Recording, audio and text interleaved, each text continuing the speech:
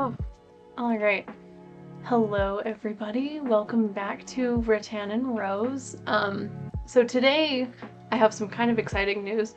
We are going to do our first market. I'm really excited about it.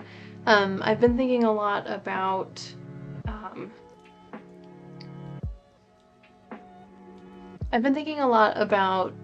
how to kind of survive this capitalist hellscape that we're in, and so I'm kind of thinking that I would like to sort of support that trade system and get in on that a little bit, especially, you know, as things are starting to kind of separate and we're starting to spend less and less time with our neighbors and see people less and less. I really feel like this could be good for me to kind of get out there a little bit more and actually see people. So I was invited to join this upcoming market that is in April, right? Yes, this upcoming April market, and I have never done a crochet market before, but I have done other markets. I've done several markets, both non-retail, just as kind of a financial educator, and also I have done a couple. I used to do rare houseplant cultivating and trade, and I had a little shop for a while. So I'm thinking it can't be that much different. So I'm kind of I was thinking it would be fun for today's stream to sort of go through the process of figuring out how to get that set up and everything that we need in order for it to be, in order for it to sort of come together for us. Because I've seen a lot of market videos where they'll like take you through, they'll do like crochet with me's, which I would love to do once we get to that point. We'll do crochet with me's. Kirby, hello, welcome. I've seen a lot of videos that do market prep where it's just crochet with me, and they'll kind of speed through and talk about everything that they are going to bring to their markets. And then a lot of them have like snippets from the market, and then at the end they go over what sold, what didn't sell, how much they made, and all of that kind of statistical stuff, which I think is so fun. Like, I love watching those. Those are my favorite, as somebody who's a fan of the numbers. But something I don't see a lot of is like the actual background and the setup and like figuring out how to do it and what to make and just sort of, you know, starting from scratch. You don't see a lot of starting from scratch videos. So that is what we are doing today. Because we're going to be on the screen, I have shifted the chat over here, so I'm going to awkwardly like turn my entire self over here to see the chat. So I apologize in advance if I miss anything. You know what? What if I do this? Oh, wait a minute. Am I having big brain time? I might be having big brain time. Look at this, I'll show you. I'm gonna put you on my screen. Ta-da! Yay! Now I can see you there. So what if I make this... Here. One sec, we're gonna mess with this for a second. Real fast. Just a heads up, stream was buffering like crazy for a bit. Oh, that might... Was it the ad break? Because I know that Twitch works in like 30 seconds for an ad break. This is big brain time? What do you mean? Is it still buffering? Are we having issues? Oh no, this is big brain. Having it on the screen like this. Yeah, that's what I was thinking too, right? Okay, so I'm gonna sort of mess with this. My streaming software is over to the side, so bear with me for just a second. We're gonna make this go away. And then we're gonna go like this.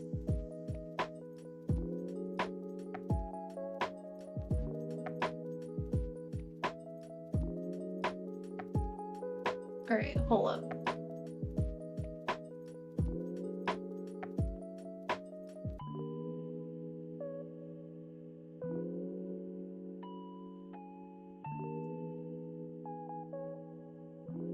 Bear with me a second. I need you to be like right there, but does that go off the screen, it looks like?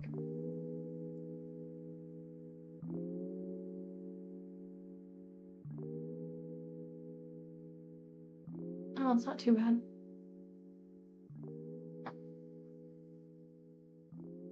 Alright, we're gonna look just a little bit lower budget than usual today. How's that?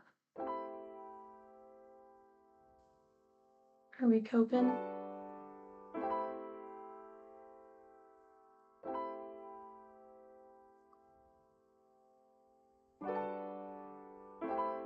How's that?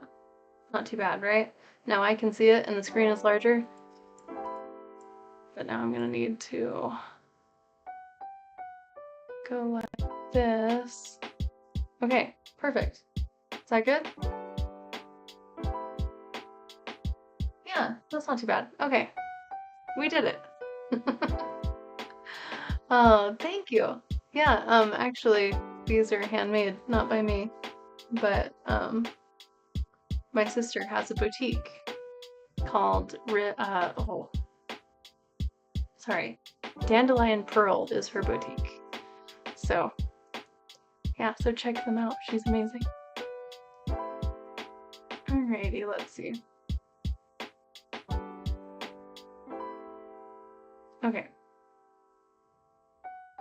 Alright, so here's kind of what I'm thinking. So for this, I'll switch back to just chatting. We'll talk about this for a second. So for this market, essentially what it is I've been invited to this this local shop is doing their very first artist market, and I'm really excited about that. I'm really excited for them. It's huge for them to do something like this, and so I'm gonna get some stuff together and go and try and do that. I have not done a crochet market before, and I am excited to try it. That said, a lot of the research that I've done for starting crochet markets and stuff, a lot of people had like sort of target, what is the word? Like target, what is it? Like expectations, like the total amount of stuff that they actually bring. And so I found that probably for a market like this, I'm thinking I'm probably going to bring about $2,000 worth of stock. I'm not expecting to sell all of it or even most of it. Actually, you know what? We're gonna be positive. We're gonna sell out. It's gonna be an awesome market. So first things first, we need to kind of set those numbers for us. Stonks, yes, exactly. So we're gonna set those numbers for us. I'm gonna switch over here. So this is what I've been doing today. I made this spreadsheet here. I made this spreadsheet for just kind of keeping everything organized, and this is just an example. I don't think I'll be selling the Melt the Ice hat, but I made this page kind of as like a project tracker, and this is what goes into everything in a project. So like, for example, I probably will end up bringing some of these. I need to do a more accurate time calculation of how long it takes me to make this, because I'm afraid they will be, I'm afraid they won't be cost effective, but I'm gonna make another one of those and see. And the things that don't end up being cost effective, I usually give as gifts. So either way, that'll be a good one. But essentially what it would be is it's gonna be a breakdown. So like for project 2, I would put in here,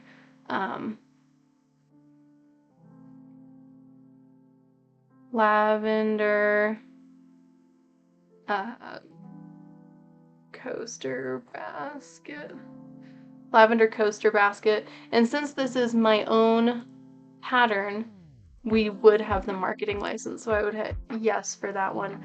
And then the link, I don't have a pattern put together for it yet, but when I do, I'll put a link in here.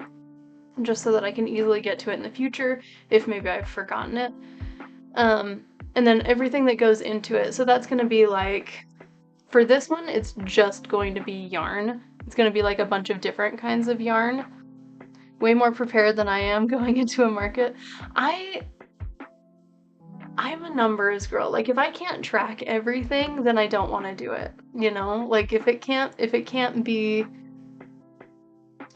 control the growth, then I have a hard time committing to it. So this is probably going to be way over the top, and I'm not suggesting that everybody needs to be this intense about it. But if I'm going to, you know, turn Rattan and Rose into an LLC and like take the business seriously in the near future, I want to have these sort of foundations in place from the very beginning. And also I really enjoy using spreadsheets. So yeah, so this is basically just a way to track how much each one sort of costs me. And so I'm going to have like yarn, and I'll put in like which specific yarns and which variations, and then the total cost of materials. And then you can see, so over here to material inventory, this is where I'm going to put everything that I purchase as far as materials. Like if I buy new yarn, you can see yarn here, loops and threads and sage green. I bought 2 of them. The label price was $4.99, and the tax ended up being 21 cents. And the reason that that's separated is that, you know, you can calculate your tax, the tax that you've paid in your business. And a lot of those can be deductions. So I am calculating those separately, but then how much I actually paid for the skein, it's $5.20 per skein. And then you can see this is the total tax paid for 2 skeins. This is the total cost of 2 skeins. And then this is where it kind of breaks down and makes it easy when you go to the per project on the project tracker. I have this units per package, and I didn't, this is rough just so I could set it up and get the numbers put together, but I calculated about 200 yards per skein of yarn of the loops and threads impeccable acrylic.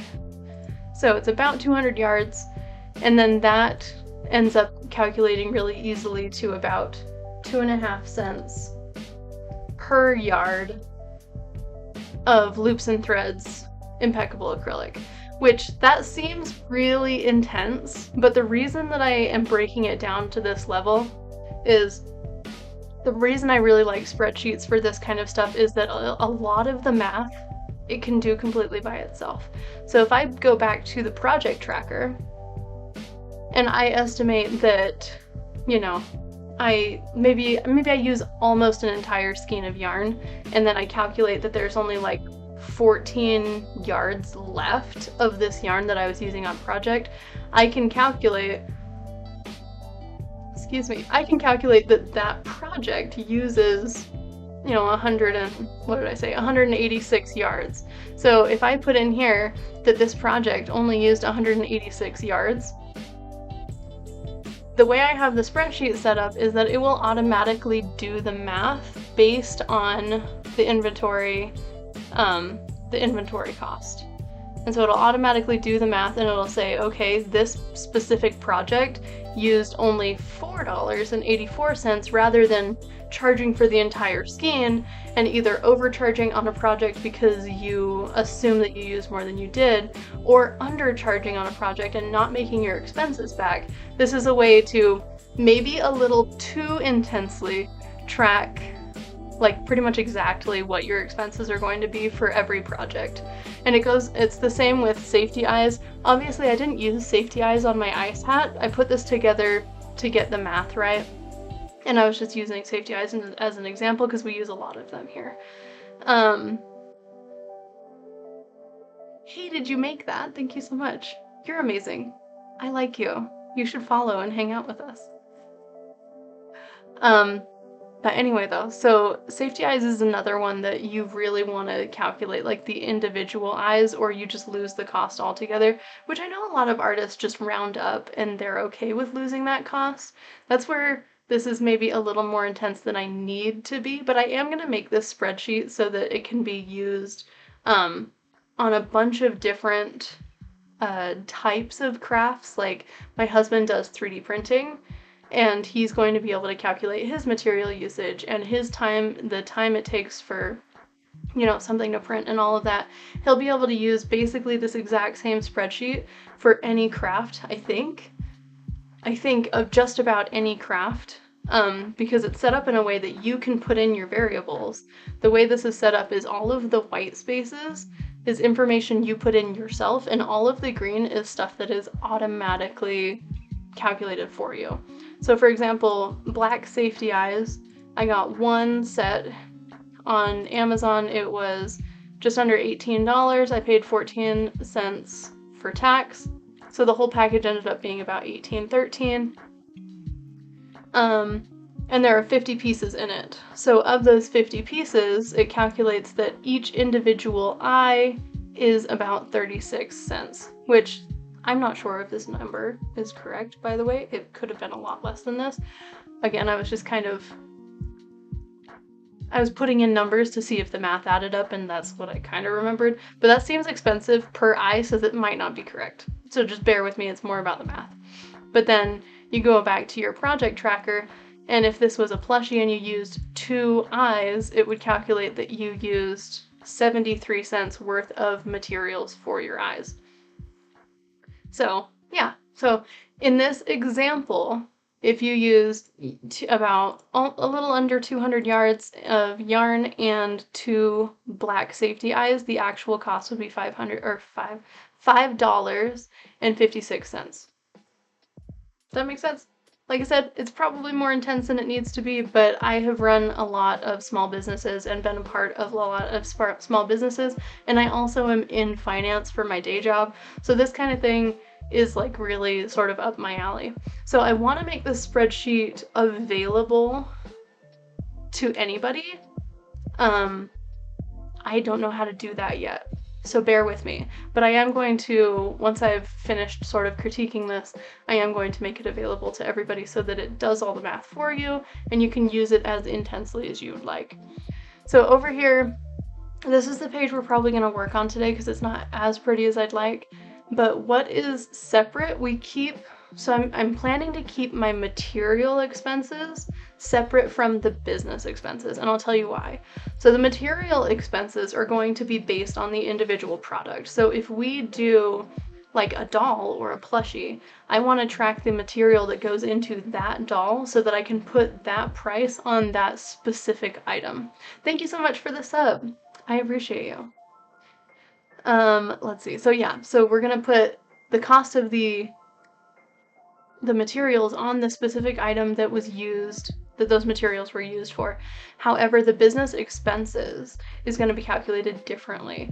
So this is stuff like your market cost, like the actual cost of the booth, which as you can see I put in here for the example, I believe this booth is going to be about $50, so that's what I put in to help put everything together.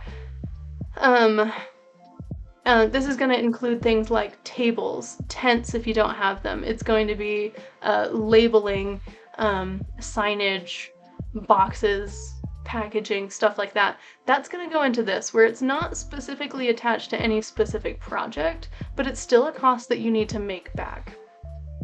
And it could be like the business expenses are largely individual per market also, so that's why we kind of keep them separate. And so this tab here, you can see this is 411. That's what I'm calling this market because I don't know what the name is going to be yet. So this is the actual market tracker. And let me kind of break this down a little bit. And I put in this second row here is instructions, so that when I release this list, people will be able to use it easily. But I'm also hoping that this video will kind of be a breakdown of how to use it. And I'll edit that to make it more straightforward for people who are seeing this video on demand rather than live.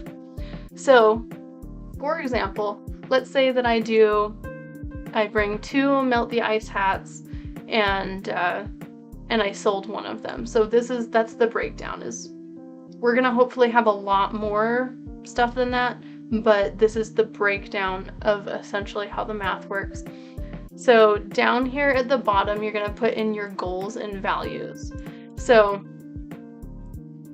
again, everything that's green you don't touch, and everything that's white you have to fill out yourself. So the market date you can put in here. You can see mine is April 11th, and it'll calculate how many days left until your market. And your hourly charge, this depends of course on the artist and how you feel about your art. For 3D printers, this would be how much you charge per printing hour, which since it's not a human being is probably going to be a lot less. Like, I don't know how 3D printers do it, but I think that my husband charges like $2, $3 an hour.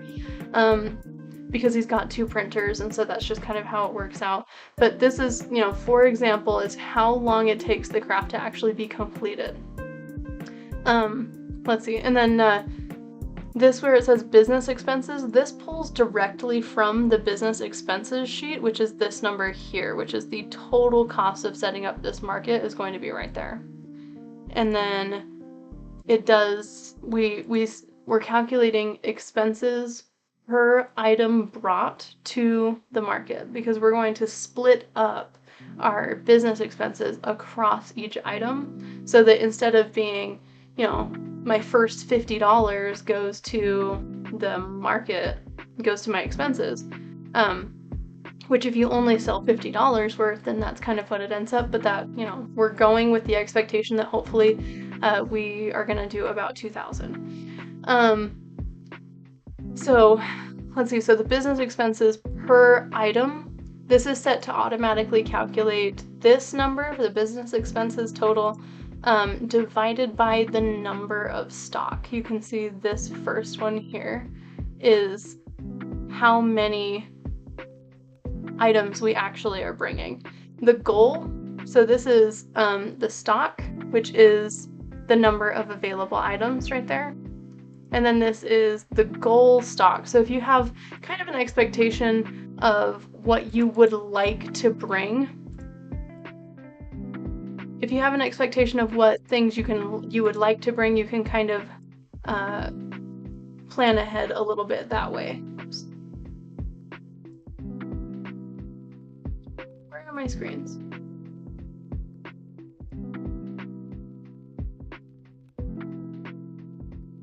Kirby, I'm gonna make you a mod so that you can clean up this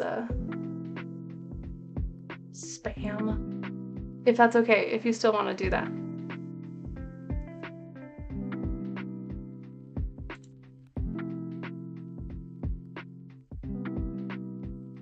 Let's see if it'll let me. There we go. Yep, you are...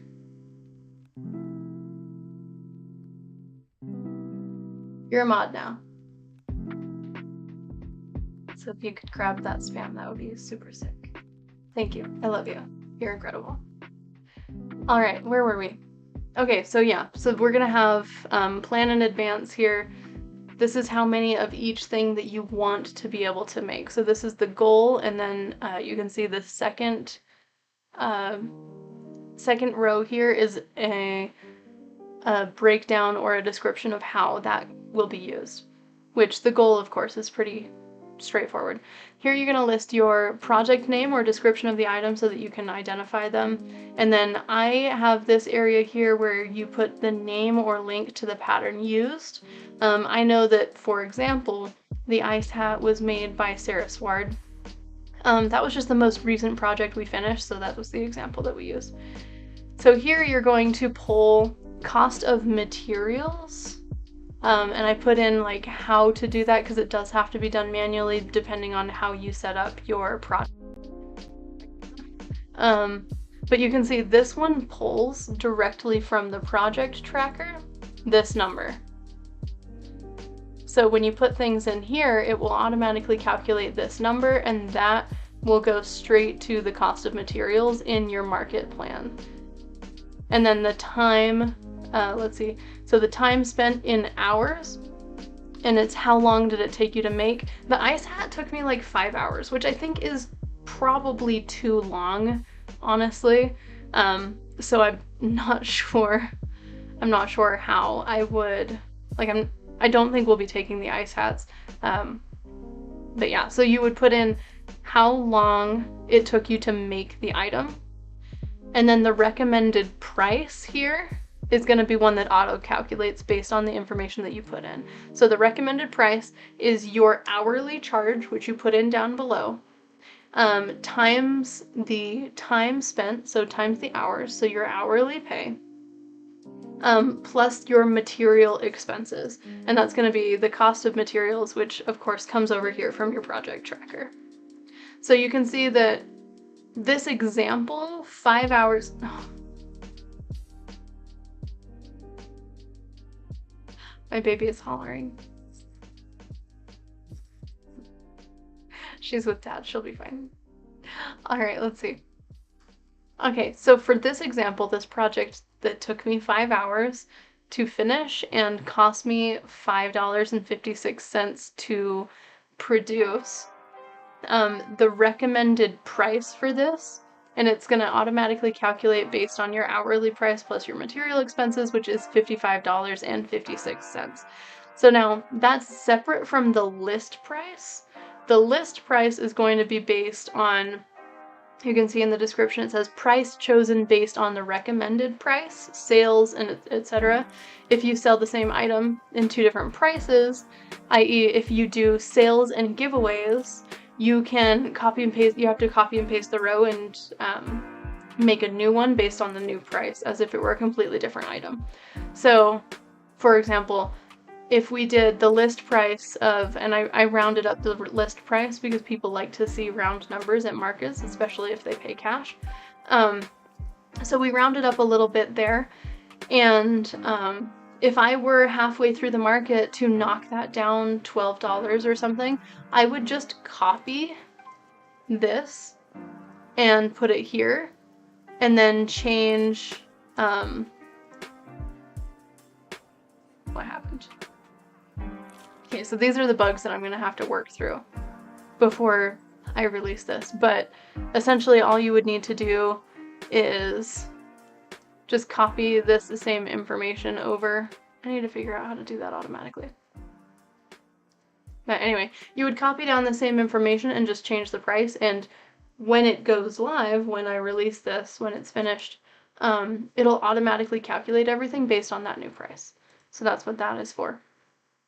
And then the full stock price is the amount, it's the list price, so your chosen price, times the number of items that you are going to have available at the market. So in this sense, in this example, we have 2 hats available, so our total stock price is going to be $112.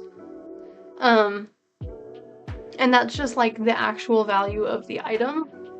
But then this is where it kind of does that sort of next level calculation, is that's before working in your business expenses. This number here, you can see it's way higher because we're not done with it, but it'll automatically calculate in, it'll spread your business expenses across all of your stock items. So since we only have 2 stock items on this example, you know, it's putting the entire $50 separated on those 2 items, so it's like a $25 increase per item in order to cover those expenses. That will not be the case as we start to fill this out. This stock will, you know, if we, can I do this without breaking stuff? Yeah, so say as we go through, we end up having like a pretty good stock here of just all of these different things. You know, maybe we bring, whoops, like maybe we bring 60 items, right? So now you can see that 60 items distributes that $50 really nicely, and now the expense per item is only 83 cents.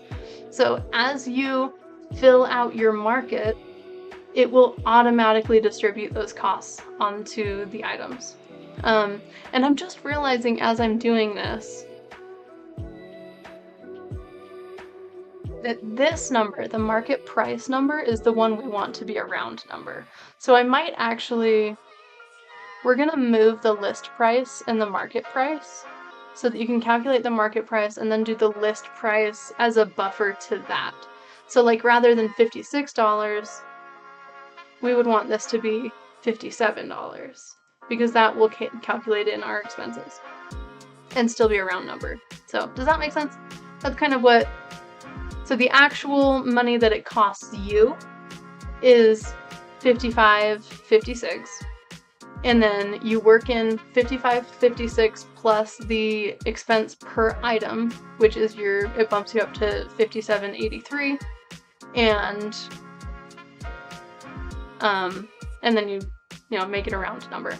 And I won't always round up. I will probably round down. If it's under 50 cents, I'll round down, just to kind of like balance it out. But this makes sure that all of our expenses are actually being taken care of. Stream is buffering again. Is it buffering? Is it bad? Does it need help? I don't know how to fix that, honestly. I wonder if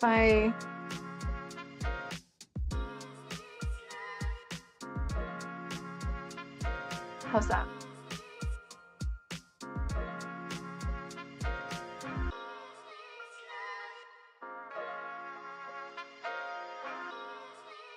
Alright, I changed some settings. Let me know if that is better or worse.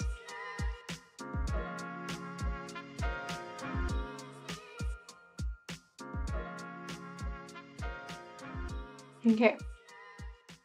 Alright, so that is how it automatically calculates out your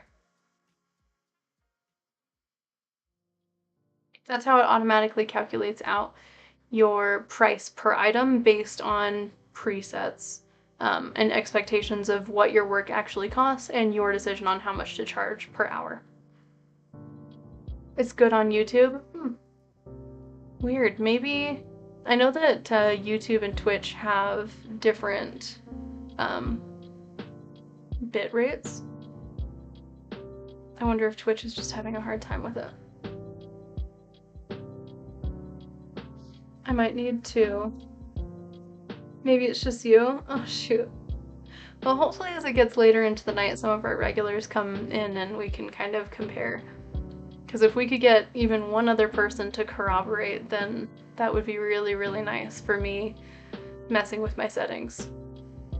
But for now, I hope that it gets better, and I'm sorry. So once you're actually at the market, you use this last section, and this last section is how many items you've actually sold. And this will calculate out, for example, maybe if we had 5 Melt the Ice hats and we sold 4 of them, let's say. There. Let you clone yourself. Oh, thank you. That would be lovely. Alright, so if we brought 5 hats and we sold 4 of them, this part here will calculate out, wait a minute. That's not right.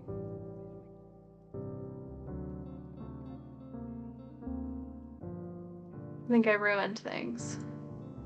So this part here is supposed to calculate out. This is why we're messing with this today. The concept is this part here will calculate out business expenses divided by the market stock times how many you sold. So the business expenses covered by the stock that you actually sold. This one should not be this way. So this is, so stock sold times market price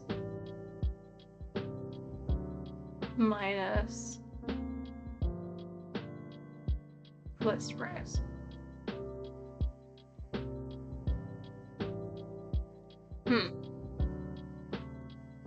So that should be 80 cents times 4. But it's super not.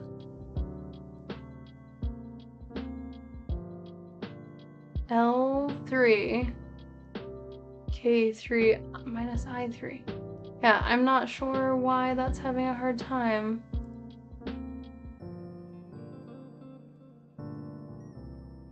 list price, well, is it because it's smaller? Maybe it's because it's a smaller number? No. Yeah,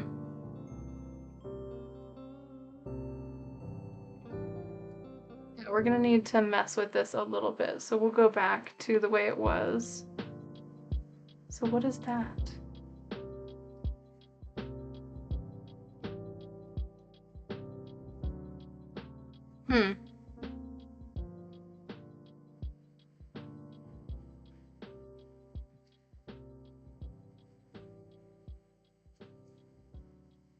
I don't know why this is so off, so we're gonna mess with that in a little bit. But in theory, what this should do, in theory, is it'll calculate the business expenses that was worked into each item and pull that back out to show how much of your business expenses you've actually covered. And then the revenue is going to be your market price times the stock sold. So market price, oh no, it would be list price. Market price times stock sold. Yeah, so we're gonna mess with that a little bit too. But your revenue is gonna be the market price. That's basically how much money you made. And then on Rattan and Rose, we do a lot of charity donations and stuff. For example, the Melt the Ice hat, 100% of that goes toward Minnesota immigration relief. So we put in here the charity that it's going to go to so that we don't like promise something will be charity and then forget and keep the money by accident. That would be horrible. So this note will go in very first. Like the moment we decide that something is going to go to charity, this is where it would go. And this will have the name and the link to the actual charities page to make sure that it goes to the right place and everything. And then the percentage, how much of the base price will go to charity. So 100% of the Melt the Ice hats we agreed was going to go to charity. But you know, if we did, like example, if we did an event, like right now we're doing an event for the Minnesota Twin Cities Food Pantry, VEAP. So if we did something like that, it might be closer to like 20% or 50% of our revenue would go to that charity. That's where we would put it in, is right here. And so this will automatically calculate the list price times the percentage that's going to charity. And you can see in here, for me, the business expenses are excluded from donations as they are non-negotiable to the business. So 100% of the list price will go into it, but the market expenses would still come over. So you can see the market expenses for this specific item was only 83 cents. So $57, like the price of the item, would go to charity. And the expenses is all I would keep on that one. And so that, if it's not going to charity, like not all of our items are always going to be attached to a charity. So if those are left blank, the full price revenue minus donations would just come straight over. And then this here, this little magic square, is going to be the total income for this market. That's the market price of each item times how many sold, minus donations. So the money that you actually keep, and you know, you can decide to reinvest in your business, or use as income, whatever you want to do with that. That's what that block would be. So yeah, so that is our lovely market to send this out and hopefully send a link to people.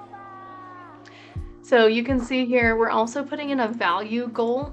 So for this market, kind of my understanding of how it's going to work, I would like to have at least $2,000 worth of stock to bring to this, which I think will be pretty easy. We've got about 6 weeks, 50 days. In fact, we've got about 50 days to meet this goal, which I do not think will be too difficult.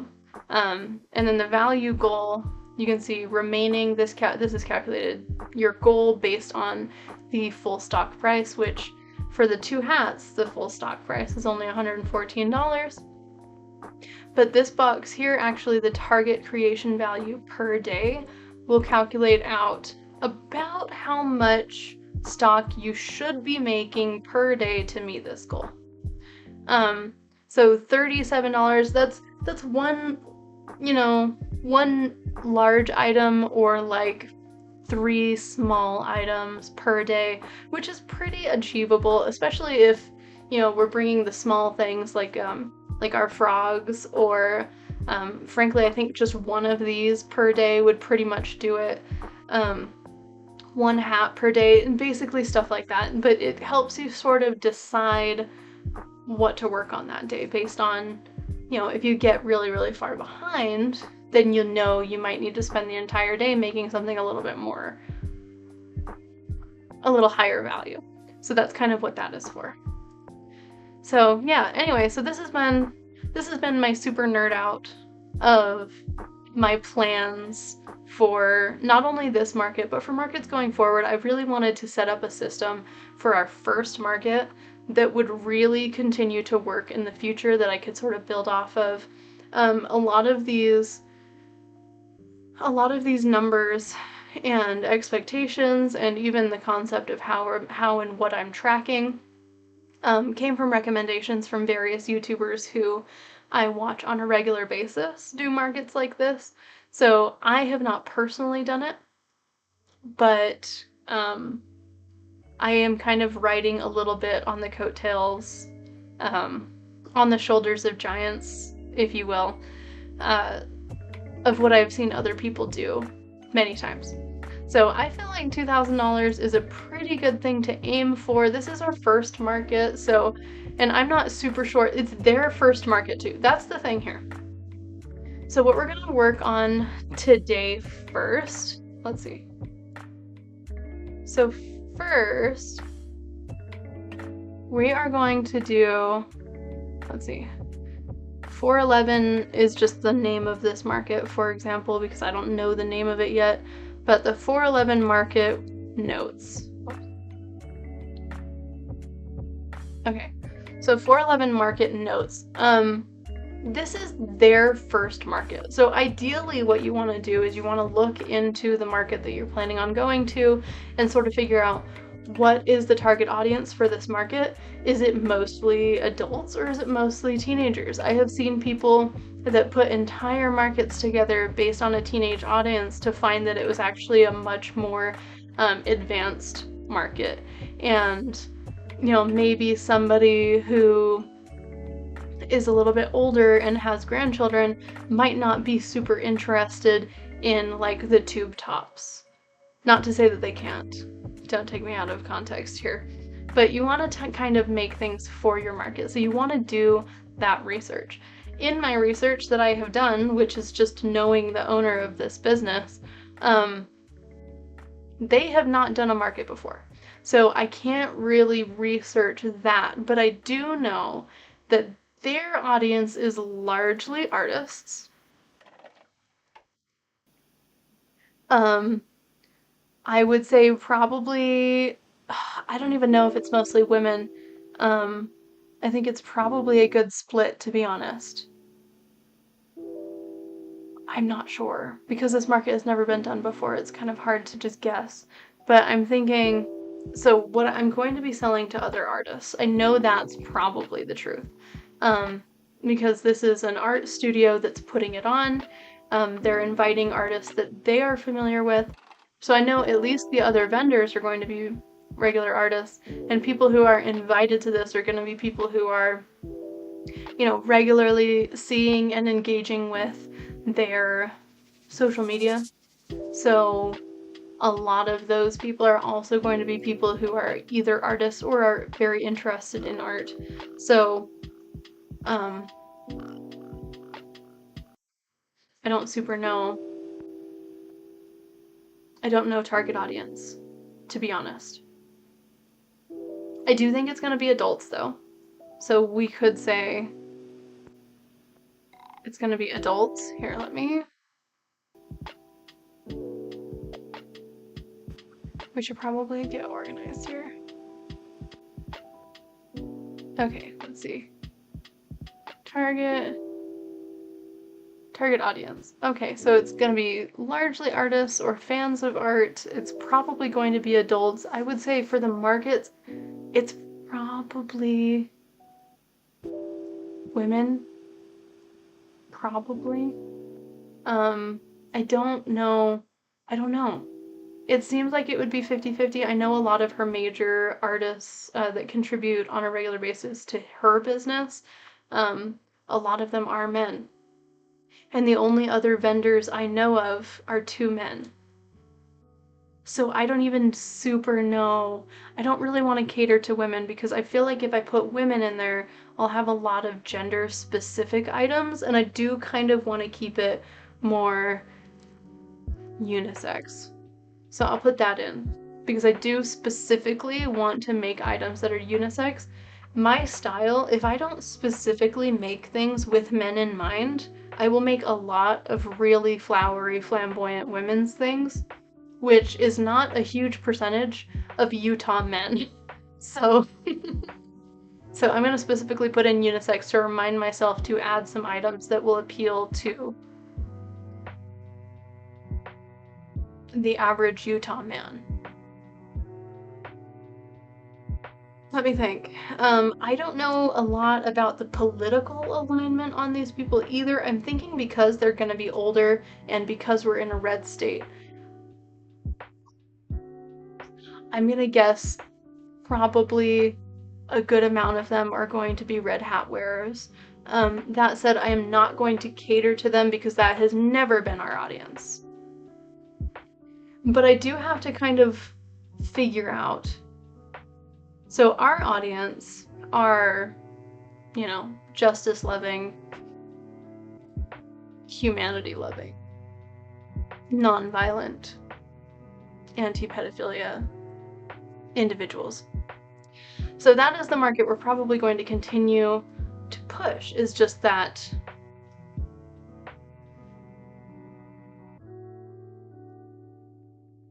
political awareness. So I guess it's more an issue of like being prepared for the flack that I am definitely going to get from red hats. But because art is kind of in itself an act of rebellion, I'm willing to bet it's not going to be mostly red. I'm thinking it's probably going to be 50-50. So I'm still going to do our usual, like, stay on brand. We're going to do our usual sort of political aware items. I need to see what the licensing, let me see. I'm gonna put a to-do list here. I need to check licensing for the Melt the Ice hat.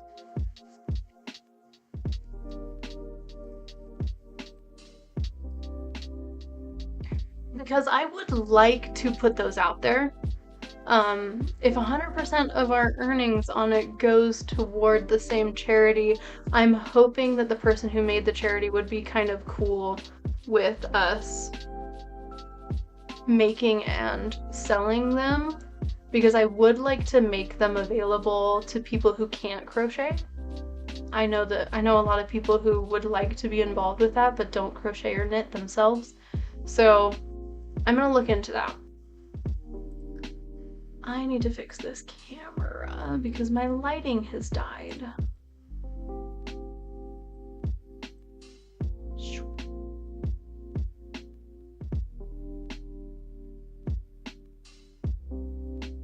There we go.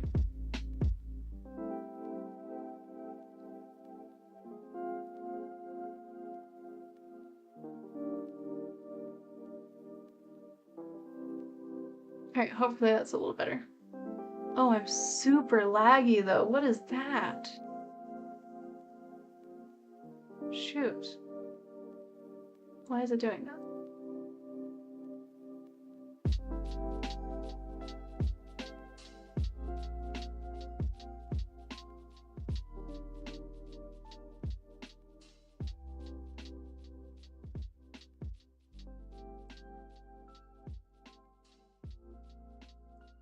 Does bumping up the brightness really change that much? Here's what if I set everything back to default.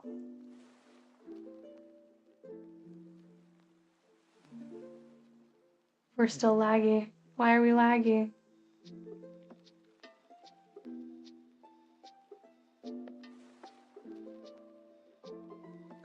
Bear with me 1 second, guys. Oh, and my handy dandy chat is missing from the side of it. What is going on with this live stream right now? Oh, there it is. You've been needing to reload over and over.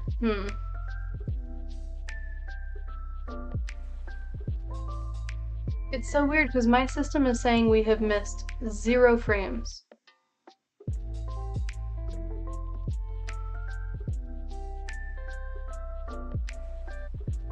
CPU usage is only at 12%.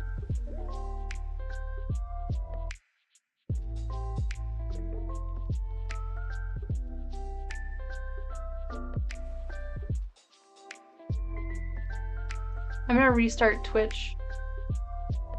So bear with me 1 second.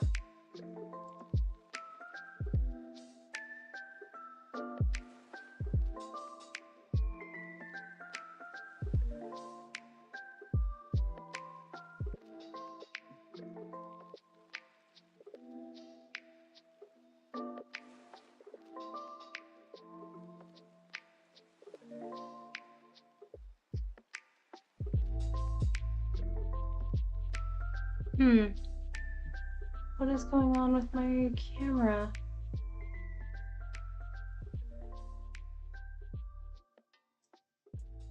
Let me think.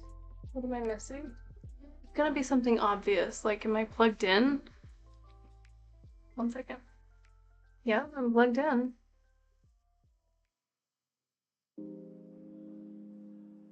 Alright, I'm gonna go on a quick break to try and figure this out.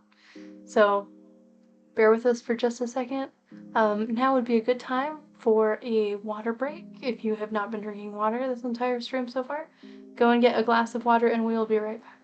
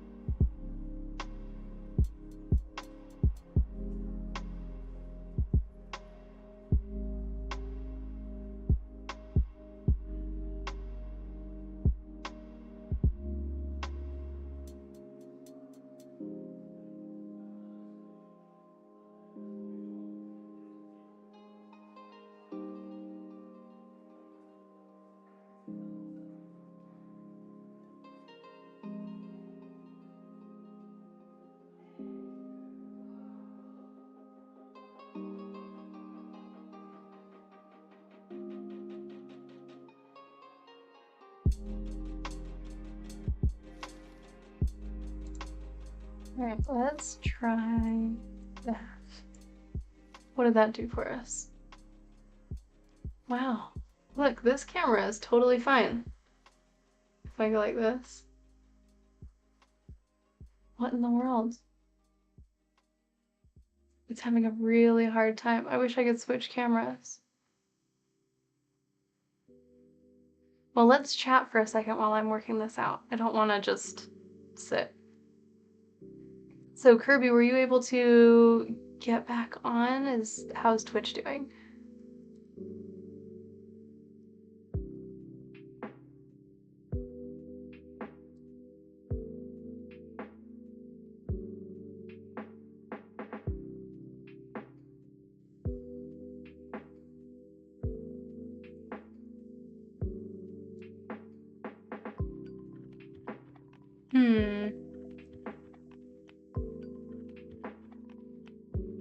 Hello, welcome back. Oh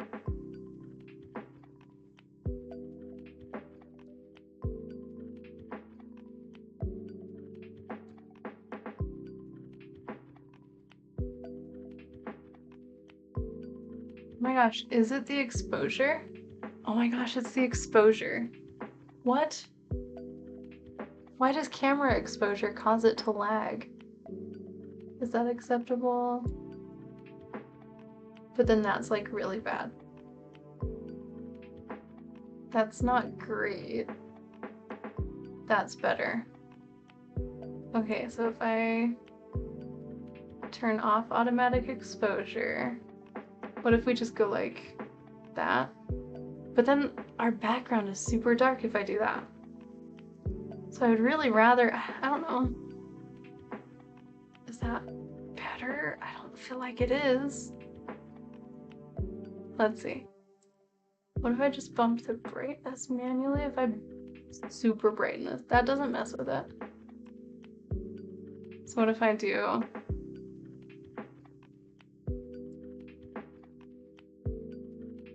Oh, it has to be like that. That's probably fine. I just need better lighting. I need ring lights or something.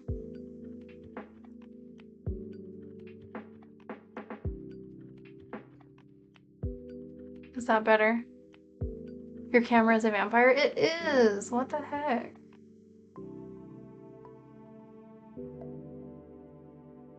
Okay, so we turn up the brightness. Maybe we'll bump the contrast a little bit. That should help.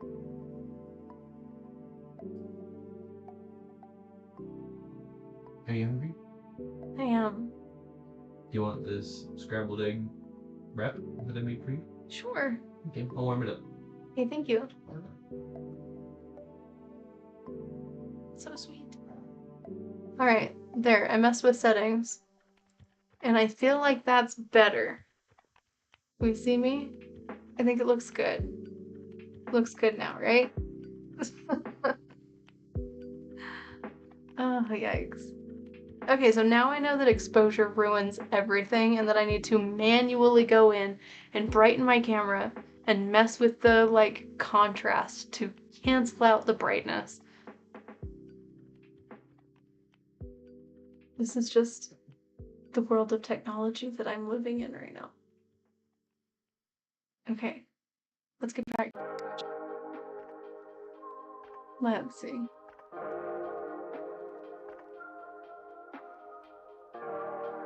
Okay, this can go away now.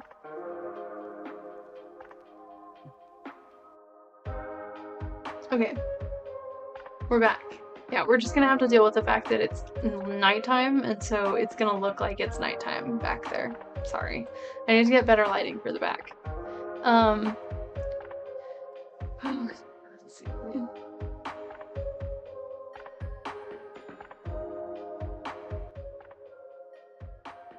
Okay.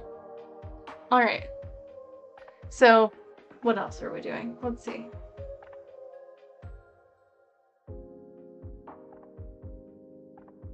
Alright, yeah, it still says 0 frames skipped, 0 frames missed. It's very confusing. I hope you're not still having problems. Alright. Well, while we took that quick tech break, I do want to take a second, as we're coming back, to thank all of those people who have followed and subscribed while we were gone.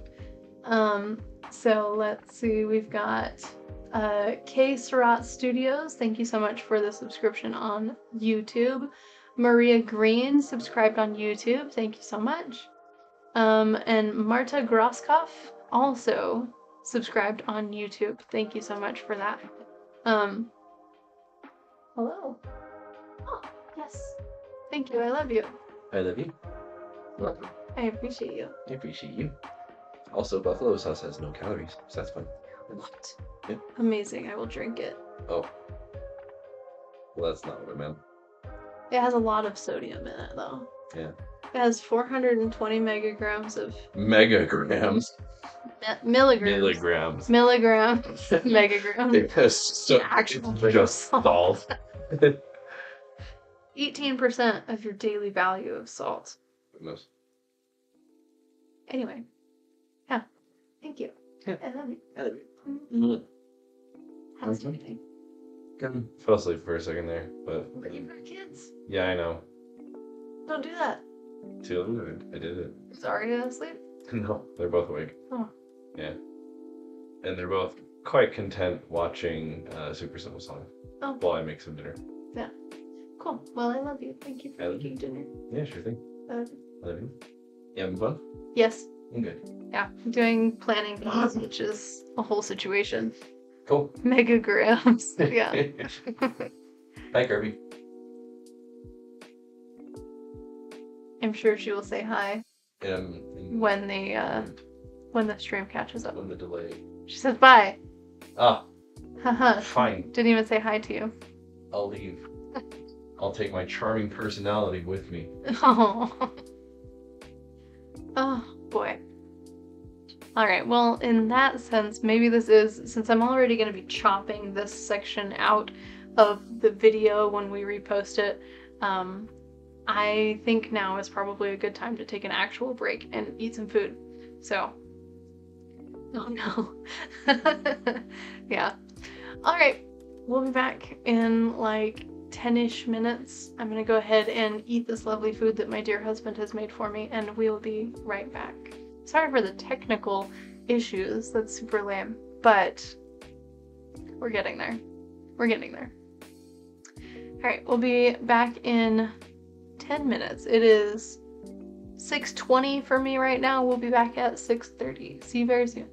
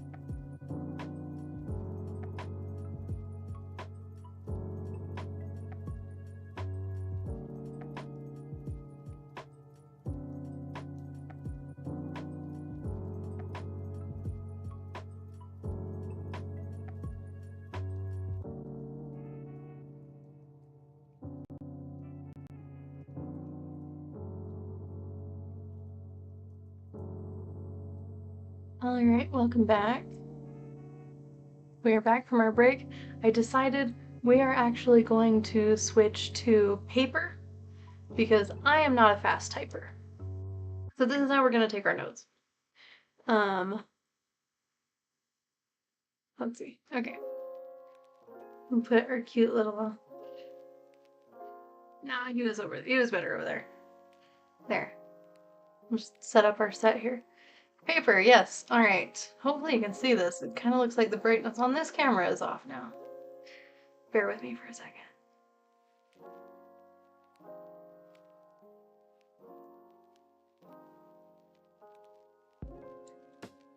I really just need... What I need is like ring lights so that I can manage my own brightness and not have to rely on the sun being in a certain spot. That's what I need.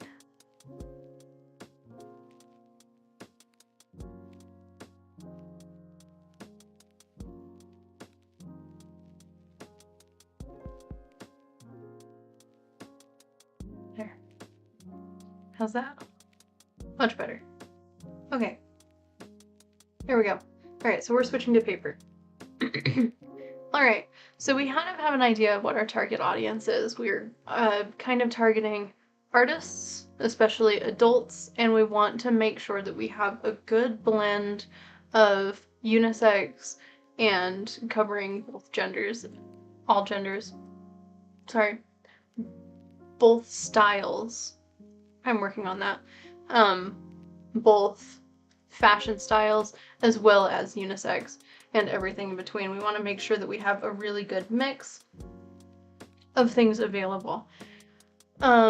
So our to-do list. Now that we kind of have our systems in place, because I think the most important thing, whether you do something as intense as I did or not, the most important thing is to make sure that you have some kind of system in place. Don't just be writing on sticky notes that, oh, one of the teddy bears sold, you know, because you want to be able to make sure, especially if it's a multi-day market like a lot of conventions are, or if you're doing a bigger like table event or something like that, you want to make sure that, you know, a lot of them where you leave your stuff overnight, you want to have a system in place so that you can tell if things have been stolen, if anything got lost, if you didn't bring everything, you know, you want to have something in place.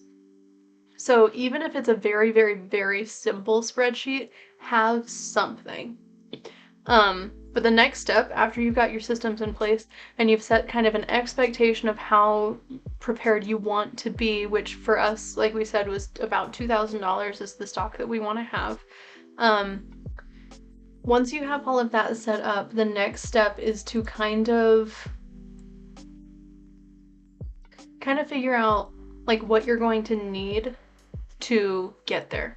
So I'm thinking let's kind of sketch out what we want it to look like, and then we'll kind of break down that sketch into the little pieces to sort of figure out where we're at. So I know, what do I know about this market? I know it's going to be an outdoor market. So we are going to need a tent, which I don't know for sure if I have a tent or not. I'm gonna need to find that out, honestly. So here's our tent. This is too fine of a pen for drawing. Where did all my pens go?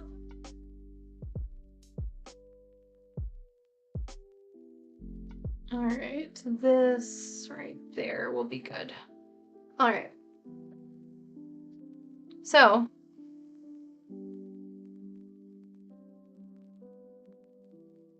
this will be our tent here, which the space we know is 10 by 10.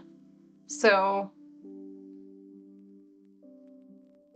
I'm gonna need to see if I can find a 10 by 10 tent. I'm sure that I can, it shouldn't be too hard, but to look really like fresh, and I don't know if we're gonna get all of these things for this market, but what I would really like my tent to look like is I would really like to have a banner here. Right. I'd really like to have some kind of a banner right there, maybe, 10 by 3 feet banner that will say 10 and rose, rattan and rose on it. That is what I would like eventually. I don't know how much we're gonna put into all of this because, like I said, this is our first market, so we don't have a lot of, all of the capital that's going into this is coming out of my pocket at first, and I don't know how it's gonna go. So we might not go crazy, but this is kind of what I would like to look like. So, let's see, I would like to eventually get a backdrop. I think that would be really nice to be able to hang stuff on. So I want to get a tent that has the back panel. I'm kind of drawing that lightly because I want to put tables and things in front of it, but that's what we kind of want it to look like. Morgan Robertson, hello, welcome, welcome. So I want to kind of base this off of like other events that I've seen. I'm wondering, do we want to keep it simple and just have like a U-shape setup where they have to like come in? I think that would maximize our table space a lot. Thank you so much for the sub. I appreciate you. Are you a crocheter also? Or I guess the, oh, sorry, loud vehicles out my window. Or a crafter of some kind, I assume. Alright, so yeah, we need to decide, do we want to do something like clever, or do we want to do like a basic U shape? The thing is, okay, so the thing is to keep in mind, so with crocheting and with a lot of crafts these days, a big issue that I see as somebody who patronizes craft fairs a lot is people will assume that something is either Temu resell or that they didn't make it themselves. You know, if you're like a digital creator or a painter or something, a lot of times people will just assume that your art is AI. And with, crochet especially, the big issue, the big killer for us is Temu resellers. If you're a Temu reseller, don't do that. Just PSA, don't do that. It's killing us. So a lot of more mindful purchasers and a lot of more mindful patrons will specifically seek out certain things to make sure that it's not a reseller. So something that I think is a good idea for multiple reasons is to have a space where you can do your crafting at the fair while you're waiting for people to walk by. So physical object exists, then yes, this is native AI. Definitely. No, seriously though, like people are not used to seeing skill anymore. I feel like and it's super fair because a lot of skilled things, or a lot of them skilled, do end up being AI, which is really, really frustrating. But people are starting to expect artists are being lazy rather than doing the work. And so I have noticed, I know as somebody who patronizes events like this a lot, I look for specific signals that tell me whether or not something is being resold. And one of the big ones is, are they crocheting on site?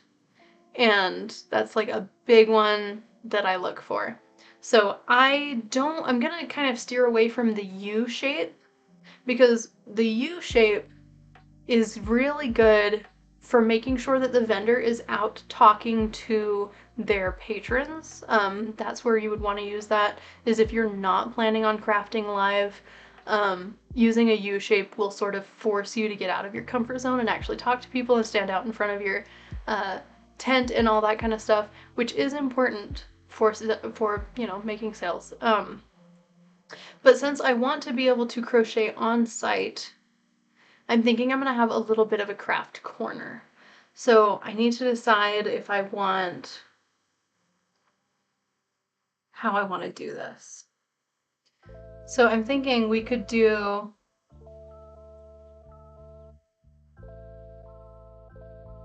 definitely, so we could do a table here on the side. So we'll do like a 4 to 6 foot table here on the side. That one is easy. And then this will give us, there will be a space back there. That's like a terrible table. I'm gonna draw a skirt because I would like to get like table skirts and make it look like real nice. So that's gonna be one of our tables there. I'm thinking maybe this back corner will be sort of my hideout a little bit. So we'll put another table here. So a long table in the back. And then maybe one that comes up to the front here. Art. Okay, so I'm thinking that's maybe this is what we'll do. So it allows sort of that U shape, but still allows me to kind of be sitting here. So I'll kind of put, so this will be like our point of sale right here. So when people walk past, you want to kind of design it based on like when people walk past, you don't want them to necessarily see the point of sale. You want to have as much visual real estate available for your art as possible. So I'm thinking point of sale will be right here. So this right here will be the point of sale. It'll be the piece of sushi. So our point of sale will be right here next to, you know, our little art camp. So this here, this will be where I am crocheting.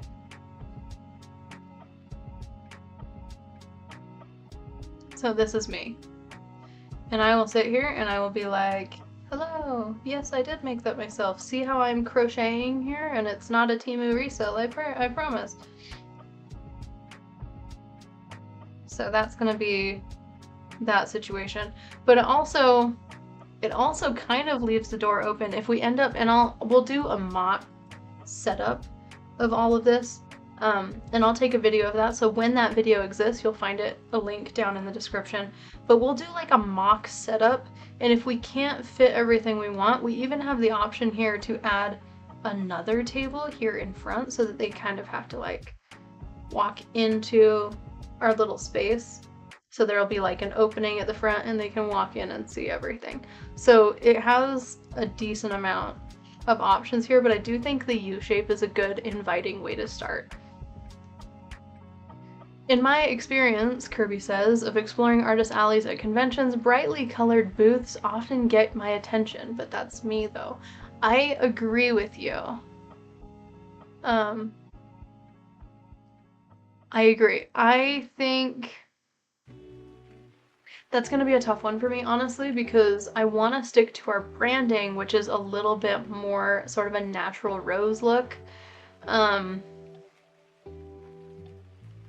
But what we could do, honestly, is we could put our most eye-catching and brightly colored things within immediate vision. So here at the front corners of both sides, as well as maybe a large item right here or even up on the wall.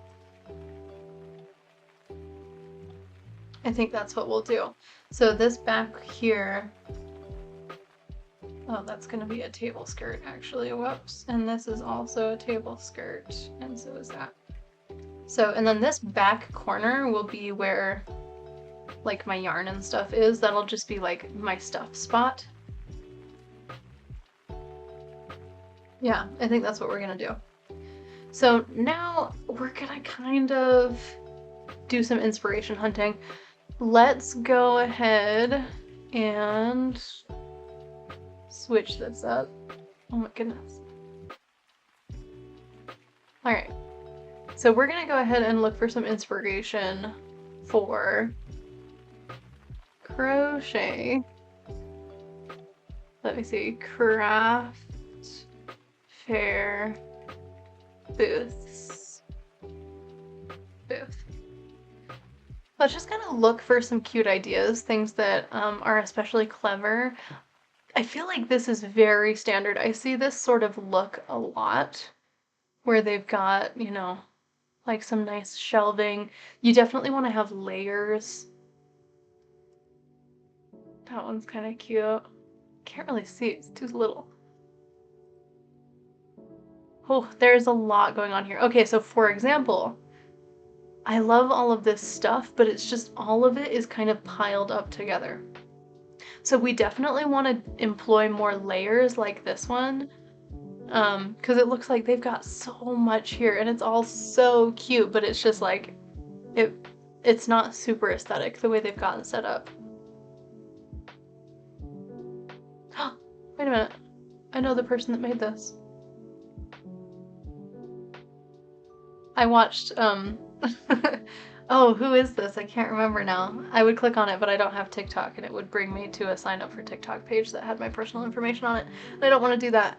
But I know the person that made this. I just watched their market video, so that's fun. That's a cute idea, having stuff hung up. That I like. So let's kind of some hanging things. I would like to do like plants and stuff. I feel like that's pretty on brand for us. So if we had like hanging plants here, we're just gonna pretend that looks like a plant. Some hanging plants. Right, so we'll have like the upper level stuff, and then what else could we put up there? That could be, you know, it might just be plants. For now, we'll think about it, but for now we're gonna put our plants up there. Oh, you didn't see, but yeah, so I drew little plants. So I'm gonna remember to switch back and forth. All right. You're not well versed in TikTok. I am also not well versed in TikTok. I should probably get a TikTok. I don't know though. I'm really starting to kind of be hesitant of these privately owned social media channels. We might even get off Discord because of social reasons. So, or socioeconomic reasons. What do you call it? I don't know. But there's been a lot of crap going on with Discord, so we might even abandon Discord. I haven't figured out what's even safe at this point for people who stream content like me. I don't know. So I'm kind of avoiding TikTok until I can do the research, and I just haven't done the research. Let's see, this one is cute. I like this shelf here. Return to Skype? Yes. I can't imagine. I like these shelves here. I don't know. That's a maybe. So having tall shelves, it seems like it would be better for clothing like this where you kind of can fold it up and just let it be. It might be a good way to display our larger items. So that's a maybe. Let's see. Let's see. This is a good way to do kind of the same thing. This is kind of what I was talking about actually with the stacking it up and putting just one large item in there. I think that's very aesthetic. It's very nice. Oh, there's another example of tall shelves. Love that. This is a good, easy way to do it, and I already have some baskets like this, so that might be a good way to go. What's another one that catches my eye? Oh, I like this one. Oh, I love this because it kind of looks like a bakery. and it looks like they have a lot of food items, so that's super clever. So that's what we could do, is we could decorate, or we could put the design together based on what our theme is. So if we do a lot of plant-centered things, we'll probably do a lot of plants and animals, which I think is probably kind of stereotypical. So we'll think of that. We'll think if there's any specific things for that. See, this is cute. They kind of did the same thing. You've got all of these animals in like little baskets, like a little corral, and these little chickens are up on what looks like a coop. Like, this is exactly what I'm talking about, where if your theme is a certain thing, make your design look like that certain thing. I think a crochet bakery, where all of your shelves actually look like bakery, like cabinetry. So if that's your niche, do that. Alright, let's see, what else is catching my eye? I really like this look. I think I like the stacked boxes. So maybe we'll work something like that in. Let's see. So let's think about stacked boxes for a second. Let's do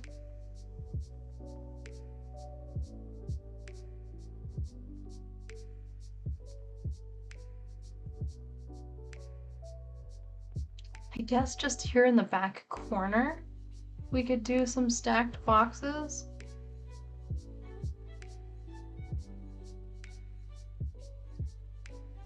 Just kind of like that, and then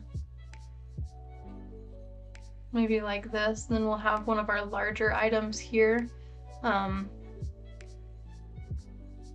What larger item are we gonna make? I was gonna make like toothless plushies and like larger dragons. Like, I want to have, so that's another thing that's worth mentioning, is when you're setting up a market, you want to have a variety of price ranges available, including your very high-end stuff. So you want to figure out, like, bring one or two like luxury items. So like the very, very large plushies, I'm talking things in the $200 to $300 range. You want to bring one or two of them just to kind of, it's a really great show of what you can do. And also, you know, there's fingers crossed that you run into the right audience, that they would be interested in something like that. That goes especially for like themed events. Themed events like geek cons and Ren fairs and stuff like that, people who are there looking for a specific type of thing, and then if you were to make that specific type of thing, they might be more ready to drop large amounts of money on that. So if I were to do like my local Ren fair, and I were to make like the massive like huggable cat dragon things, like that might actually do really well at a themed event. So you kind of got to think about, like, what are my luxury items going to be? If it's a themed event, how can I make it themed? So since this one is not themed, I'm probably going to stick to pop culture for my high level things, like the giant toothless and Light Fury plushies is probably a really good one for a general audience. Giant bumblebees, though I can't imagine making one big enough to be $300. I would say like the big huggable bumblebees that are like, I mean, that would probably sell for like $60 to $80. We might make a couple of those. But stuff like that. So you want to have tiers, like figure out what your luxury item can be. Make just one luxury item. Try and make it themed if you can, and have it be kind of a part of the backdrop, so that it's basically part of your decor, but you're also hoping that you have encountered the right audience that would be interested in something like that. That could really, like, if you can find something that doesn't take a lot of time to make, but is still large and has a very high perceived value for being large. So like a trick for that would be using chunky yarns, using a yarn that is fast to crochet with, using a pattern that you're already very familiar with. If you can minimize the time to make something very, very large, that's a really good way to make all of your expenses back in one potential purchase if you meet the right audience. All right, so up here we'll probably keep, and I also have I have a couple patterns. I need to figure out which patterns I have that I also have the commercial rights to. That's another thing that's very important, especially if you are being socially conscious and ethically conscious. Like Rattan and Rose, we try to be very ethically conscious. Do not sell things that you don't own. Buying a pattern for something does not give you the right to sell it inherently. So a lot of the patterns that I have, like I have this really, really cute, what is it? It's a griffin pattern. That would be a really fun one to make very, very large versions of. But I would need to look into the commercial rights for that one. Most pattern creators will tell you either in the footnotes on the pattern or on their website, on their page, whether or not it comes with commercial rights. If not, I mean, they're usually pretty easy to find on Instagram. Messaging is always a good way to find out if you're looking for that. But do not sell anything that you don't explicitly have the commercial rights to. If you're a freehand crocheter like me, that's anything you came up with yourself, or anything that has explicit stated that you can have the creative rights for that. And don't assume that you can sell something just because it's a popular item. Like everybody has seen those little chickens and the little axolotls and these bees that are on the screen right now. Everybody has seen those. I don't know the commercial rights for those. I don't know, like, a lot of times what they'll do is these pattern creators will have Patreons where you have to subscribe to their Patreon in order to get the commercial rights to sell these things. I have not looked into all of those. It's possible they're free, but it's also possible that it's a Patreon. So do the research for each individual item before deciding to make it, because, you know, you don't want to get really excited about it, post on Instagram, and get called out for not knowing. Do the research.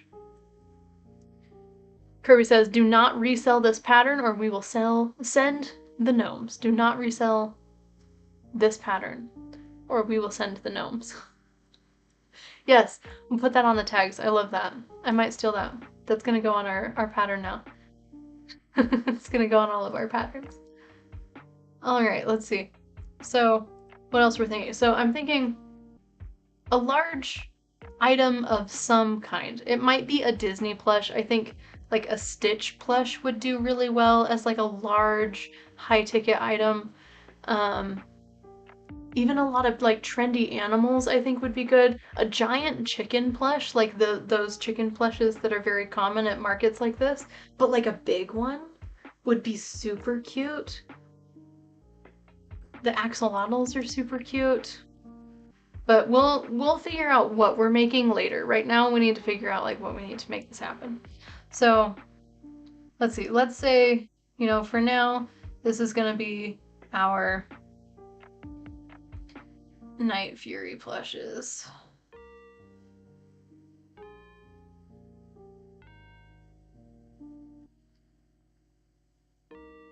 There.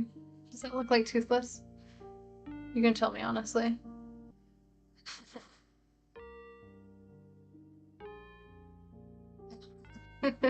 There. Can you see that? That's our Toothless plush.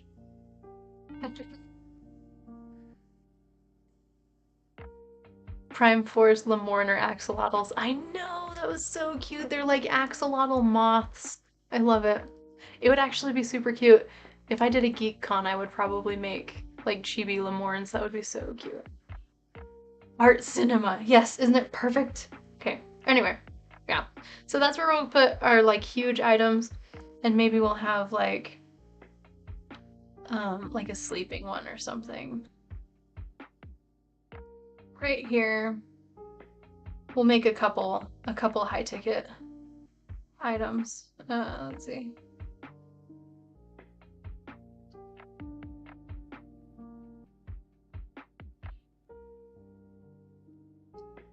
Okay. We'll just pretend that this blob of stuff is a second sleeping Night Fury right there. I don't So, but basically the point is here is that our large items are going to go up on these boxes so that they kind of get incorporated into the backdrop. Yeah, so that's what we'll do. That'll be part of our design here. All right, let's see what else we like. I've seen a lot of like standing shelves where people will have like an entire standing shelf like in front of their booth. That's an idea we could do.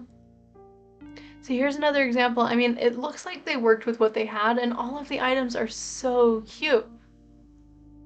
But when it's all on the same level, it just looks cluttered and it's hard to see the individual things. Oh, that's cute. See, that's a good example of layering. Oh, having a nice shelf for each individual item, that would be good.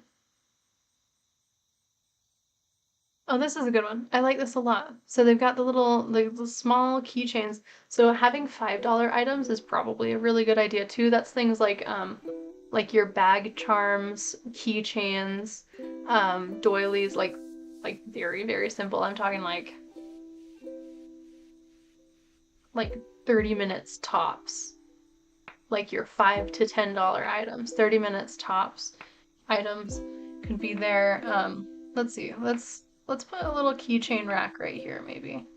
So this will be our little keychain rack right there. I'm gonna label it because it's starting to get busy. Keychain rack. I realize I did not change my view over, but just trust me, there's a keychain rack here now. All right, and then I like the tall shelf idea. I'm thinking putting something like that in front of the point of sale is probably a good idea. Having like a shelf that sort of separates it off. So we might do that. We might put like just like a shelf, like right here. And that can be like some of our plushies and things can go on these shelves here. So I need more like mid-level. I feel like these boxes, that's pretty common, but I really like it. I don't want to just use like a ton of boxes though. We need like an idea for like a shelf system. That's cute. That's way cute.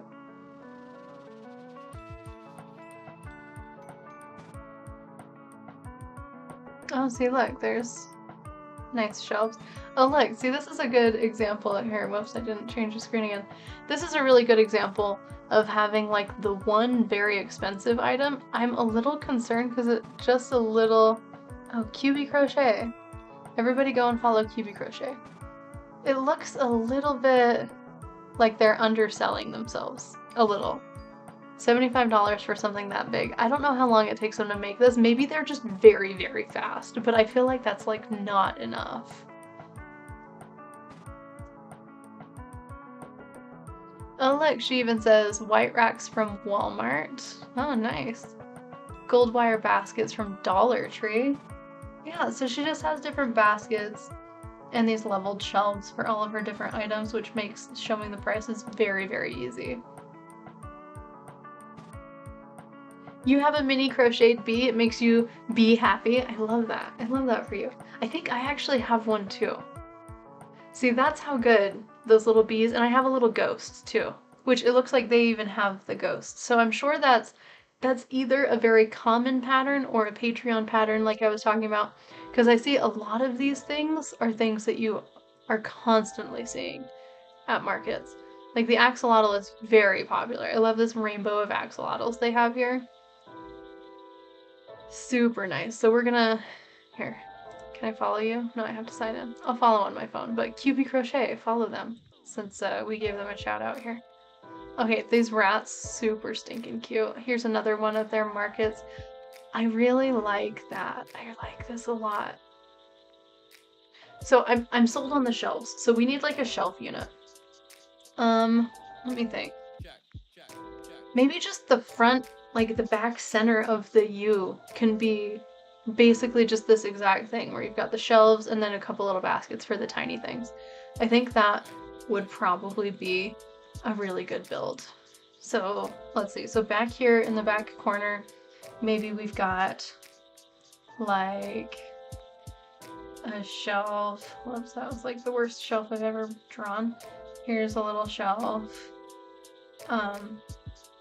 And we'll just keep like our kind of larger, like mid-sized items, like our $20 to $30 items, just back on these shelves here. I like that. That's a nice idea. I really like Kiwi Crochet. I really like their setup. It's very clean. And then yeah, having like the baskets of the like $5 items here. Like just little things. I'm just drawing circles because we have not decided what we want to sell yet, but okay, so there's those. That'll be nice. And then in these boxes, I'm gonna be a little bit more specific here. This is where like our $30 items will be like the oh, what? No, we're not gonna think about product yet. We're just thinking design. So this is just gonna be larger items, things that are a little bit more specific. This could be some of our smaller dolls even could go down here. We'll put like a couple. I have some dolls that I've made that have not sold yet, so that could be where those go. In here. Oh, what else could we put in the boxes? Probably just, I think the boxes would be cute to put, like, the animals in, kind of like they're in, like, little, like, rehoming crates and stuff like that. That might be fun. So there's, like, some animals, just, like, some larger plushes will be what's in here. I'm just gonna make, like, a little fluffy diamond thing. So we'll fill those boxes, and then keychains there. So on the outside edges, we want it to be like our really eye-catching stuff. So I'm not really sure, again, what that is yet. So try and go back here. There we go. Like, I'm not really sure what yet, but we know that we want the front and center things to be our bright colors and our like really eye-catching, our impressive things. It might even be a good place for like the larger crochet items, but something that maybe people won't purchase right away, but something that is really eye-catching. So that might be a good place for like our 4-foot tall, like if I were to get the commercial rights for that griffin, having like a 4-foot tall griffin sitting on the table right here, that would probably be a good place for it. In fact, I'm gonna do that just as a placeholder so that we can kind of get an idea of what we want there. I think he kind of sits like this, and he's got big ears. Here, let me switch. Yeah, so we're gonna have our big griffin guy. He's got big ears. We're just gonna pretend that I'm not drawing too hard because I don't want to cover up the other stuff. There's our guy. His little tail can like droop like this in front of the table maybe. That will be super cute. Just kind of make him look like he's interacting with our area a little bit. So I drew him really light because I don't want to cover up the things going on in the back, but this is kind of, like I literally want it to take up that entire space visually. So we've got another set of shelves over here. I don't know, I'm not sold on this table yet. I don't know about this table yet. I'll put like a couple of our like $15 items there.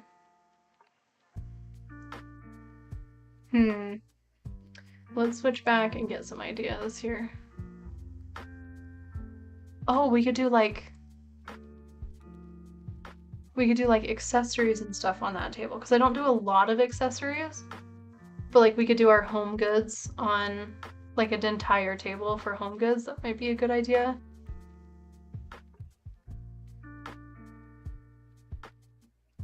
Holy moly, that is a full table. Oh my gosh, I know this person too. I just watched her today. That is so funny when you start to see the same creators over and over. I'm just on Google right now. Like, that's awesome. Good for her.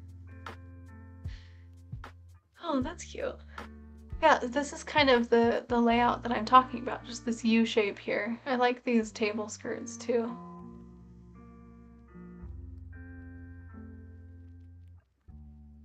That's a cute idea, having like a box. Having the stuff like spill out of a box, that's a cute idea.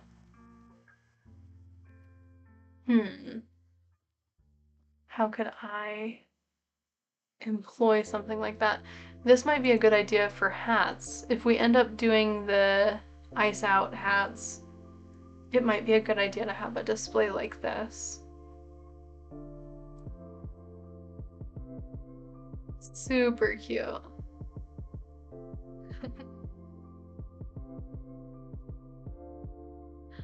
Oh, see, this is cute with the hanging along the back. That's kind of what I want back here too. Maybe I'll try and have more than that. I really want to try and do things that not everybody is doing, but some of this stuff, like the chickens, everybody has seen these chickens. But man, do I love these stinking chickens. They're so cute. Look, there's more. Little teeny ones and huge ones. I love it. See, so cute.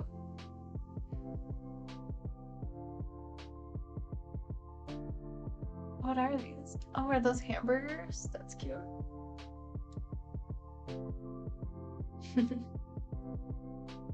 Rescue nests for injured wildlife. Oh my goodness. Do not put your injured child in a nest.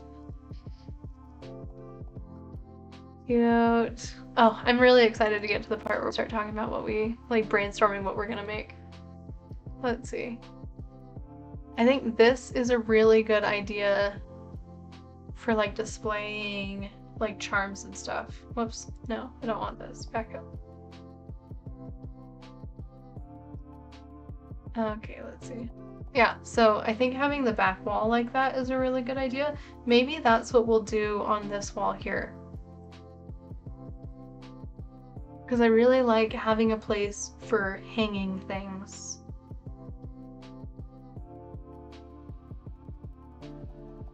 We kind of think about how we would do that.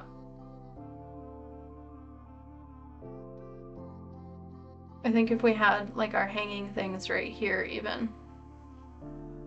So like just take up this entire wall space with like a pegboard. I think people enjoy keychains. Me too.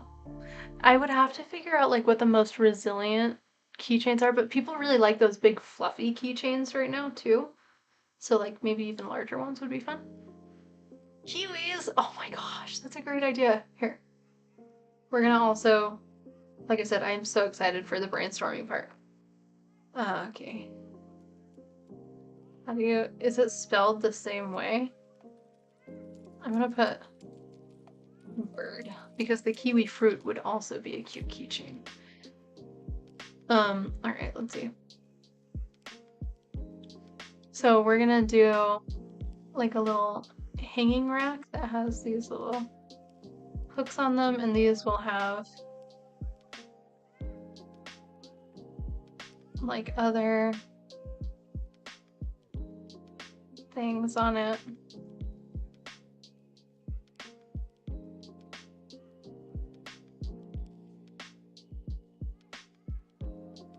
And then honestly we could do like promotional items, like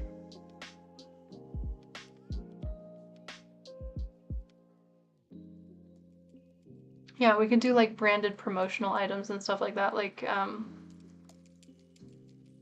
Shade could do like rattan and rose keychains and stuff like that, and even crochet hook like handles and things like that. Just like we could do crochet accessories since we're kind of going to see a lot of artists there, odds are we're gonna find other fiber artists.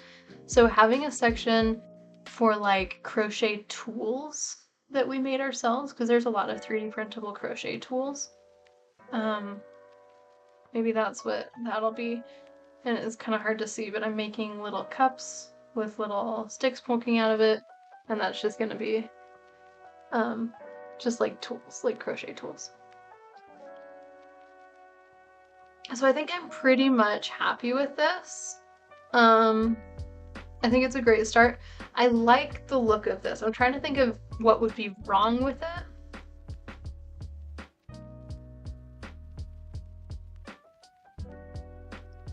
So let's brainstorm, like, what are situations in which this setup would not work?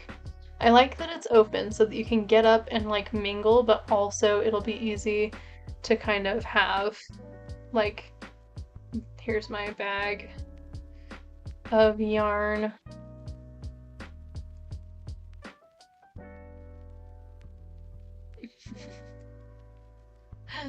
There's my little bag of yarn and my crocheting project on the chair. So that's kind of what I'm thinking we'll do, and then the POS will be behind these shelves here.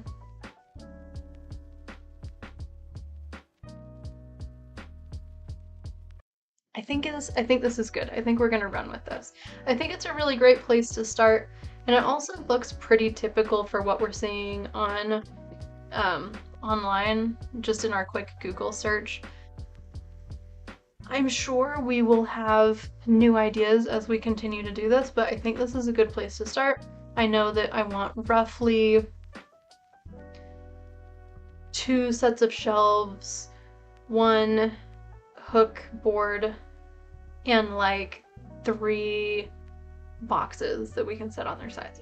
That's kind of the point of this, is why I wanted to have something like this, is I want to have the visual down, and then we're going to create a list of what we need.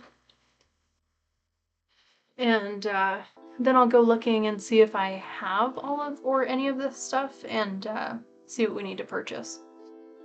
So right away I'm seeing, so for a 10 by 10 space, we're going to need, obviously, we're gonna need the 10 by 10 tent. And then the back wall is actually optional, but I want it.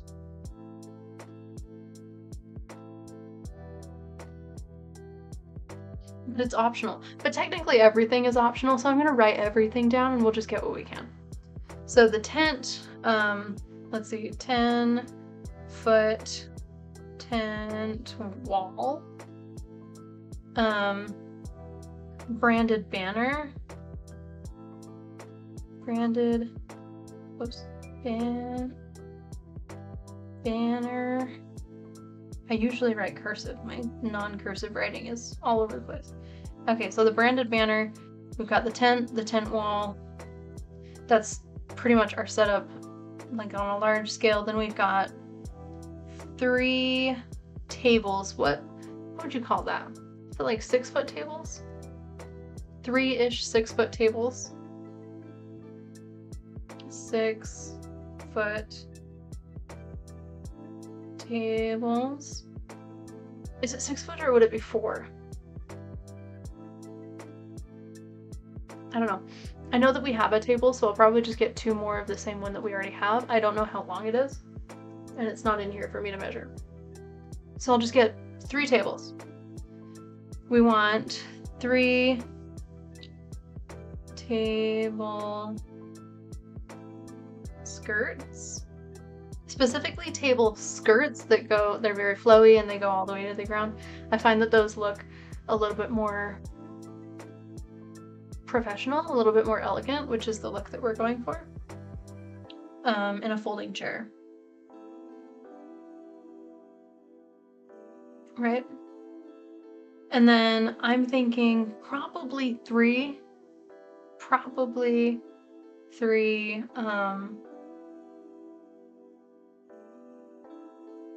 like square crates.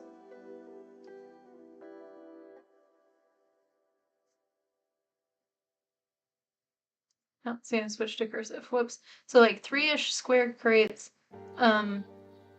2 shelves. And this might be excessive too, so we're gonna gather this over the course of probably many markets, but we want to get a list of kind of what we want to be looking out for. Let's see, so we got 2 shelving units. Let's see, what do you call that? Like a pegboard? For the dangly things?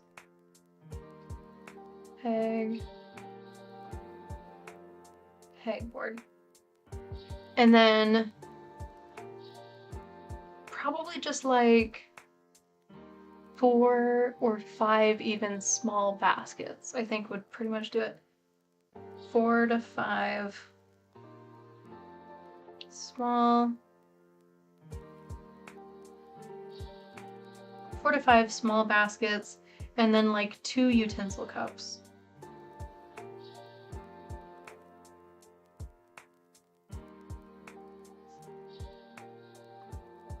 And the cool thing about this is we can probably 3D print like most of this stuff. So that's kind of my hope. Oh, and then like a keychain display.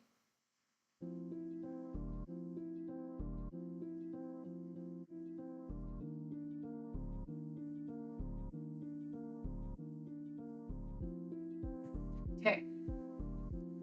Is that everything? What am I forgetting? That seems so simple. Oh, we need the POS. I don't actually have a point of sale. I'm gonna have to probably buy one from Square, or figure out, I'm gonna need to do some research and figure out what people do for that. But we are going to need to figure out a point of sale system.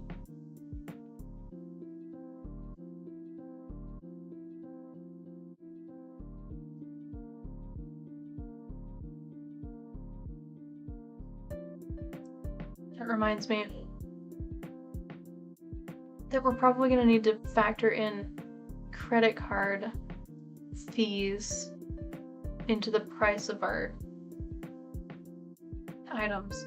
But I'm sure when we sign up for that, like if I end up getting Square, I'm sure it will disclose that at the beginning, or I might just eat the cost of it the first time just to figure it out. Being able to accept debit card and credit card, I think will be worth it. So I'm just not going to overthink it. I'm sure it'll only be like a couple dollars. If I have to eat the cost, it'll probably only be like 20 or 30 bucks. But yeah, so that's kind of going to be our setup. I'm really happy with that. I think that it's a really solid place to start. I have a couple of places that can do banner printing. Because I'm a social media director for a firm that I work with, so I just can go to those same places. I am blanking on the names right now, but I will post links in the description when I end up purchasing. But there is our kind of design. I'm excited about that. Alright, fun part. This out and put it next to us so that we can kind of keep an idea of what spaces we're gonna fill. So a lot of what we bring to this market is gonna depend, like the pricing is gonna depend on how long it takes me to make stuff. And since I have never done market level production, I'm not sure how fast I can go. So right now I'm doing $10 per hour for my time, but I will probably edit that based on what I think my skill level is, which I usually do a lot more like intricate 3D printing, crocheting. So the value for the time that it takes me is not as high, unfortunately. Like these dolls that I have in the background here, they take me like sometimes even 10 hours to make, but nobody would ever buy it for $150. So that's what I mean, like the perceived value has to be equal to or greater than the cost of actually making it. And for a lot of my more intricate work, that's not the case.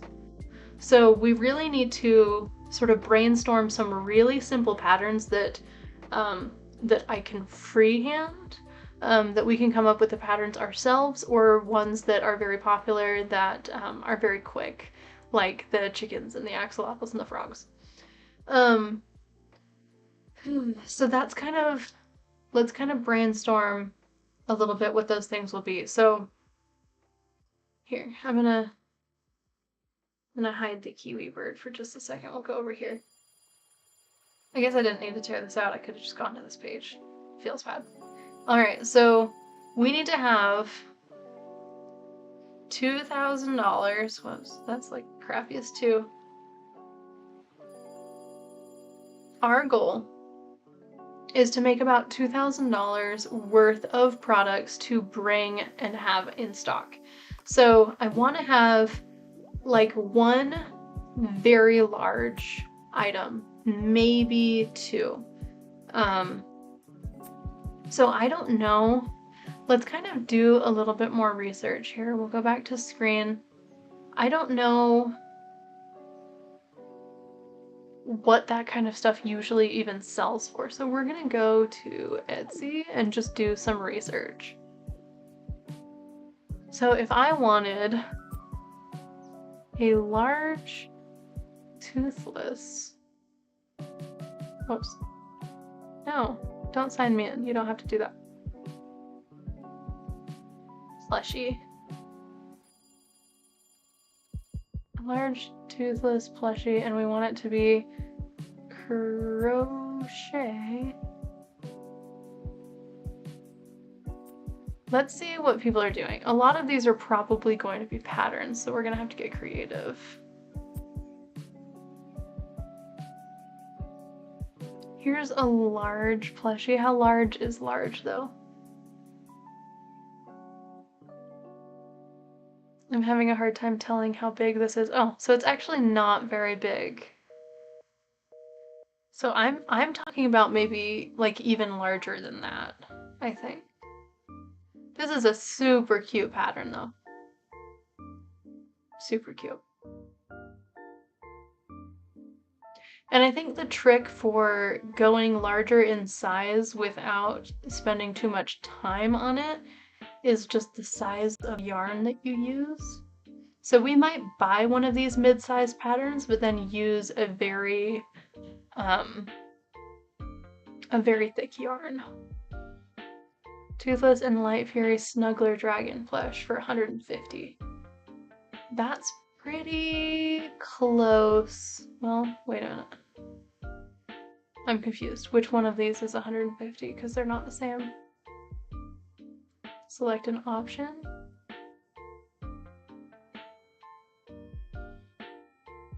Maybe she's just very small, but these don't look very large. And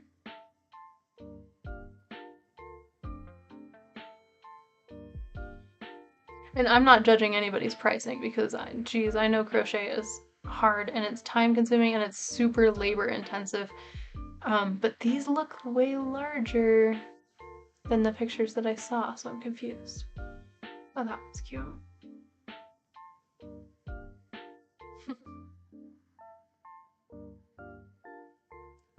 That's a good size for, and I like that the $70 price is pretty good. So if we did like the really like the 4-foot like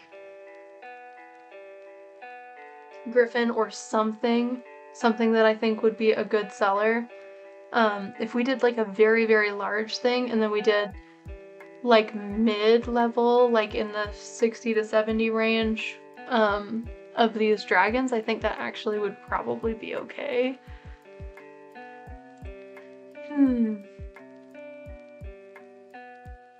It looks like that's pretty much the size people are talking about when they say large. I mean like huge though. But maybe those don't sell, you know?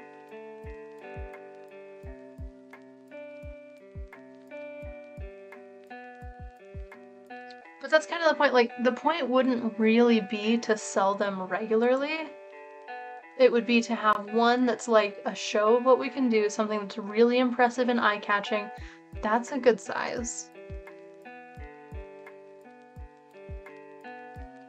I like that one. I feel like that's a good price for something that you can like wrap around your shoulders. So that's kind of what if you can wrap it around your shoulders, that's probably about 80 to 100 is what I'm thinking. Oops, let's close some of these tabs. I'm not seeing like a huge dragon plush though, like.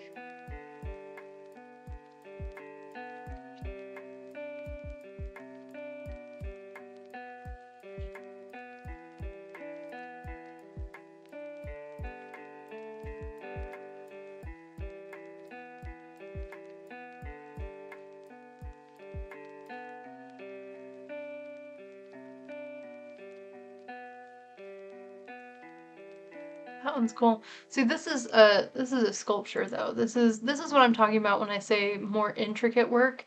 Like, it's not larger than the toothless blushes we were looking at, but it's much more intricate. It's definitely more like fiber art versus a plushie, which is why she's charging so much more for it. So we could do something like that. I am just concerned that, I mean, I'll bet you $1,000,000 it took her more than 20 hours to make this.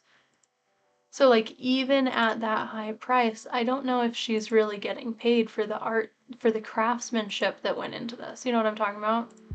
So, that really is impressive.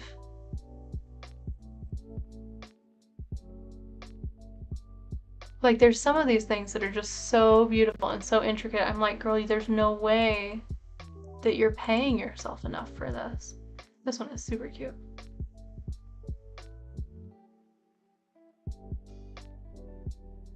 I like the wings, it looks kind of like feathery. She summoned a dragon and told it to sit forever. No, for real! It was very good.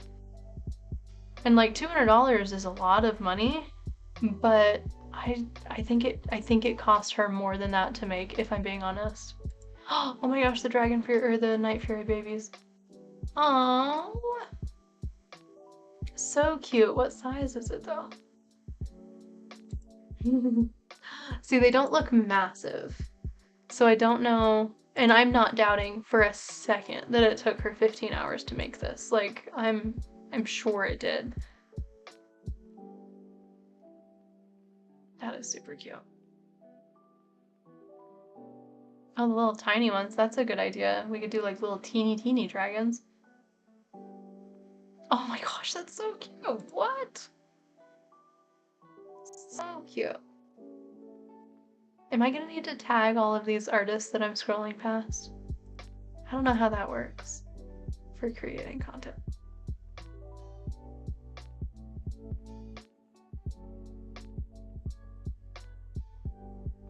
So I'm not really seeing anything that's like the size that I'm talking about. Maybe if I specifically search like giant plush. Let's see.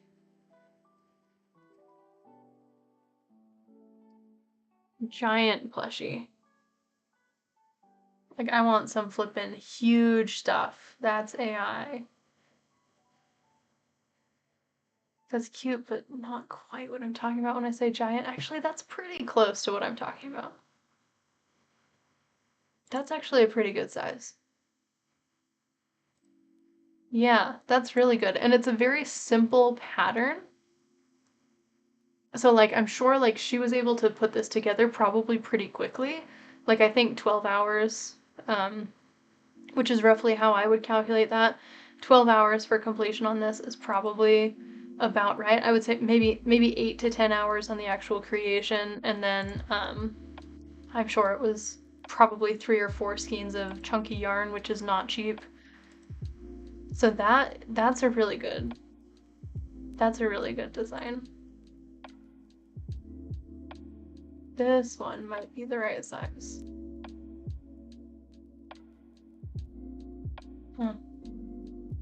again, really hard to tell what size it is. It doesn't really say. Oh! Oh my gosh. See, that would be a really good one for like pop culture events and stuff. That's so cute. Life size. Let's keep it. 225. I mean, again, I believe that that's how long it took him to make it. I just don't know if you would get the $200 back out of it. No, but that's the point though. That's the point though. Is that you charge what it's worth regardless of your perceived value. Like, that's important. Because you might not sell it. It might just stay shop decor for a long time. But that's why it needs to be something that's really impressive to look at so that it can kind of be eye-catching even if it doesn't sell. Like this. This is perfect. I love that. See, this would be perfect for decor. Like, we could even put it, you could even have something like this, like climbing up the side here, like have it just like hanging out on the corner. And it might not sell for a really long time at $150, which I'm, again, sure they're underselling because that looks really intricate. So it might not sell for a long time, but while it's not selling, you get to have this really cool octopus plush that you made yourself. How's that? And who one of those?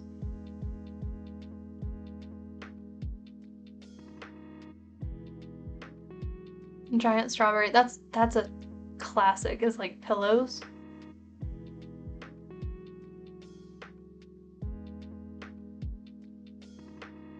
Well, you've been brainstorming market stonks. I've been brainstorming D&D characters for a campaign. Oh, tell me about it. If it's too much, you can take a picture and put it in the Discord for sure. Oh, the giant snakes. That's a good idea. I love that. Look how cute. Oh my goodness. Crafted Crown Creations. Go and follow them. I need to log into my stuff so I can find more. So I can follow them. Oh, that's so cute. $4? See, there's no way they're making their money back on that. There's no way. So cute. $10. Oh, these guys need to charge more. Oh, hand knit chunky yarn throw blanket for only $100. Somebody needs to stop them. Wow. Those chunky yarn throws, if you guys haven't made one of these, those literally cost you over $100 to make.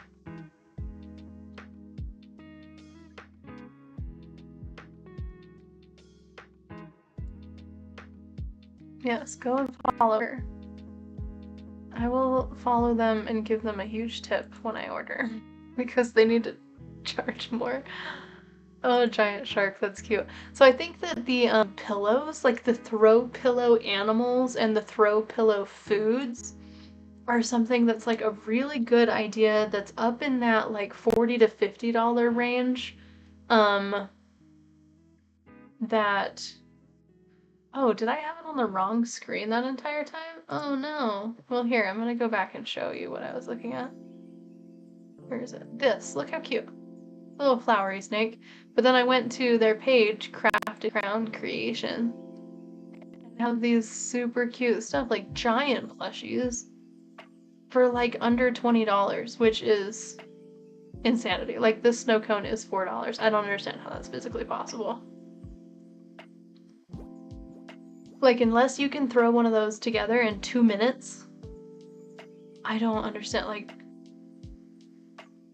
they need to charge more for their art. And it's clearly handmade, like it looks handmade. I hope they're not a real reseller. It doesn't look like resell. I don't know how this snake is $40. I don't know how she's doing that. Unless it's smaller than it looks, I don't know. That's crazy. Giant cow for 200. That's good. Pickles. The pickles are everywhere. Everybody's doing the pickles. Oh, that's not crochet. That orchid is super cute. I really like the octopus idea actually. So I'm going to maybe look into getting an octopus. So let's say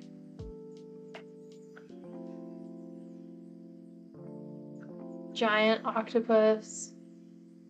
And then you can probably do a variety of sizes too. So, okay, wait. So what are our ideas so far? Let's step back for a second. So I think giant octopus we talked about doing I'll just say large toothless.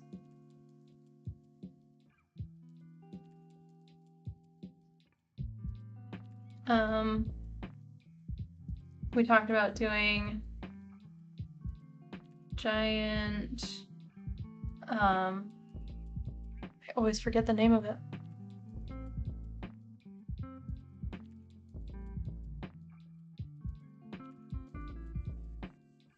What is it? The dragon bird horse. Griffin. So the giant griffin, which is a pattern I already have, but I'm gonna need to look into whether or not I can sell that. Alright, giant griffin, giant octopus, large toothless. I think that large throw pillows.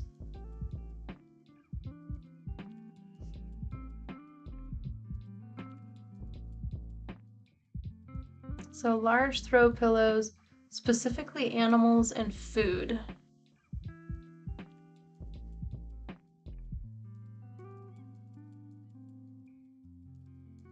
Or both. We could make like an axolotl banana split or something like that. That would be cute. But anyway, so large throw pillows I think would be a really good one. What else are we thinking? You remember a classic, There's No Such Thing as Cows? I have that written in one of my journals. I remember it frequently. Cacti, but in ceramic pots and put a little smiley face on it. Oh, that's really good. Okay. Yeah, so I'm gonna try and like section this off. So there's our giant things, like our high ticket items, and then there's like our mid ticket, which is gonna be like our $15 to $40 range. And that's probably where potted plants will go. So a cactus in a pot. What else did you say? But in ceramic pots with a little smiley face? Yeah, I'll put a smiley on it. So cactus in pot. I really like the hanging plants. Unfortunately, I know the reason that they are so popular is because they are a very common Temu resell. My dear sister even has a Temu potted plant crochet, and I'm like, how could you do this to me? But if we made it ourselves, then people could have those cute potted plants without having supported slave labor. So let's do potted plants. I'm thinking, let's see, for the potted plants, I kind of want to do like table decor as well as hanging plants. Hanging and table. Alright, what else? I do think we should look into, for our low ticket items, for our like impulse purchasables, we're talking between $5 and $15-ish.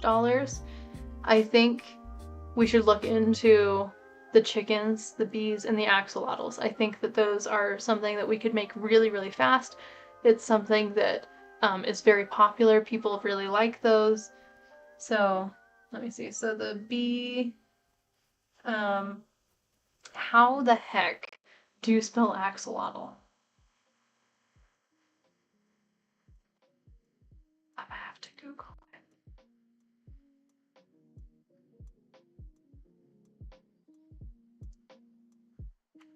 Axolotl. Ah, thank you, Kirby, you got me. Alright, so the axolotl.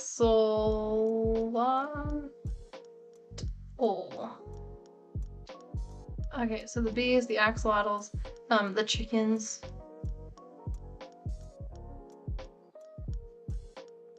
Oh, you know what? I just made something super cute for my niece's birthday. How much was that? I'm sure. I think I made it in like 2 hours, so it would be like $20. So that would be like a mid-level item. So I made this super cute goose.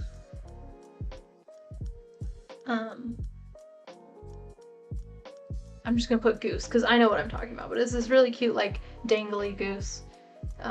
A snuggler, I think is what it's called. So I did that in like an hour or maybe 2 hours, so that would be like a $15 to $20-ish item.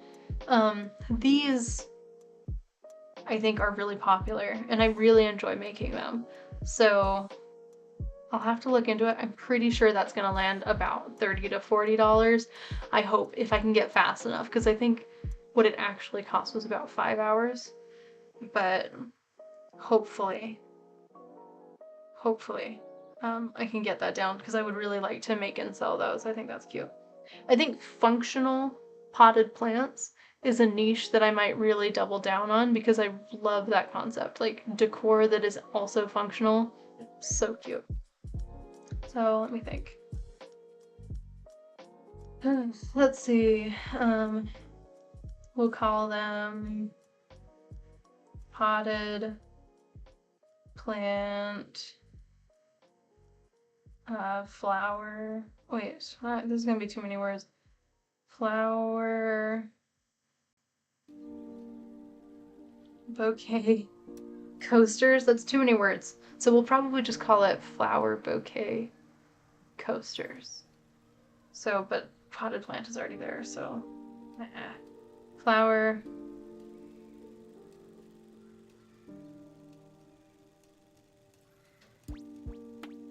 There's only one T in bouquet. Whatever. Flower bouquet.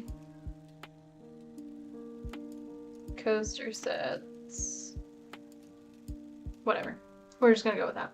Alright, what else have I made that we could make more of? Oh, my frog pattern that I made that we were gonna do on stream and just I haven't gotten around to it.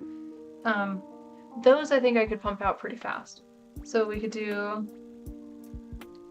frogs in our lesser items. I could offer, because another thing that does really well is custom. So I could offer to do custom dolls on site. I could pre-make the doll bodies and then do their outfit and hairstyles on site. That might be an interesting thing to offer, and it would be a higher priced item. It would literally be like $80 or $90. So that's something that I could do that would be really unique that no other crochet dealer I think is probably going to do. Right? Like I think that's a good idea. So that will be a higher ticket item, not because it'll be large, but because it'll be very, very custom. And it'll be something unique that probably only Rattan and Rose will be doing. So, custom dolls. They're pricey though, but I think of all of the things that I've ever sold, I've sold the most of those. I've sold like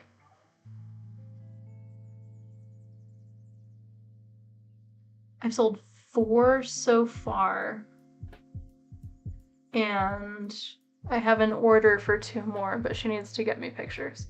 So that actually could be my thing. It's just they're so time consuming. I feel really bad for charging that price because they're kind of small. But like, that's the work that goes into it. I don't know. It's something I think all artists sort of need to get over, is charging what they're worth, and that's where I'm at right now. Hi, I'd like to request a cursed voodoo doll. You know, I could, like, a cheaper alternative to the custom is I could just have, like, popular characters ready to go. Like, I could do, like, a Sims voodoo doll. Oh my gosh, the Sims voodoo doll, that would be so cute. How long would it take me to make that? I could probably do it for 40 bucks. So we'll do...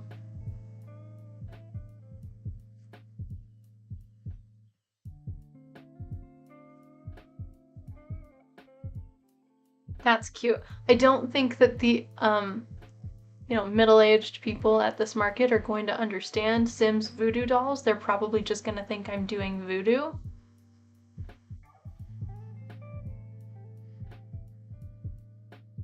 Win?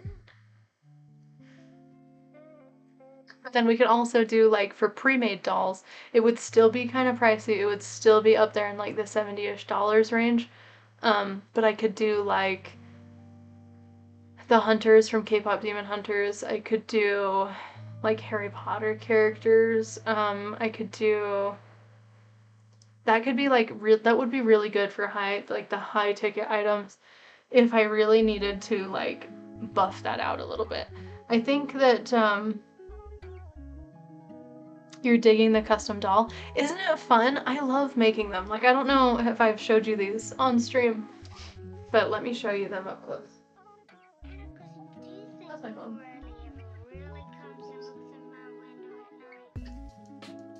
So these are the ones that I kept. Most of my dolls, like I said, have been sold. But these are the ones I made for me. So let me find the pictures that they're based on. So these I made of my girls, and I'll show you the pictures that they're based on because they're just so freaking cute. I'm really, really proud of these. I had a lot of fun making them, and I feel like they turned out really well. If I can find the photos that we took that they're based on. Here they are. Okay. So these are my kiddos.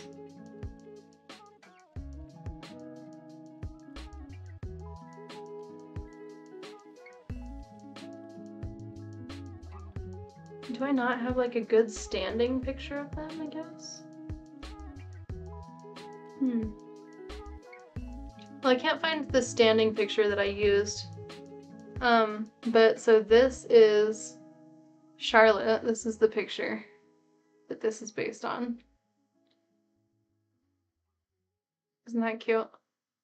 With the boots and everything. Like, slay me. But that's Charlotte. And this is Aria. With her little gray boots and red pants. Not too bad, right?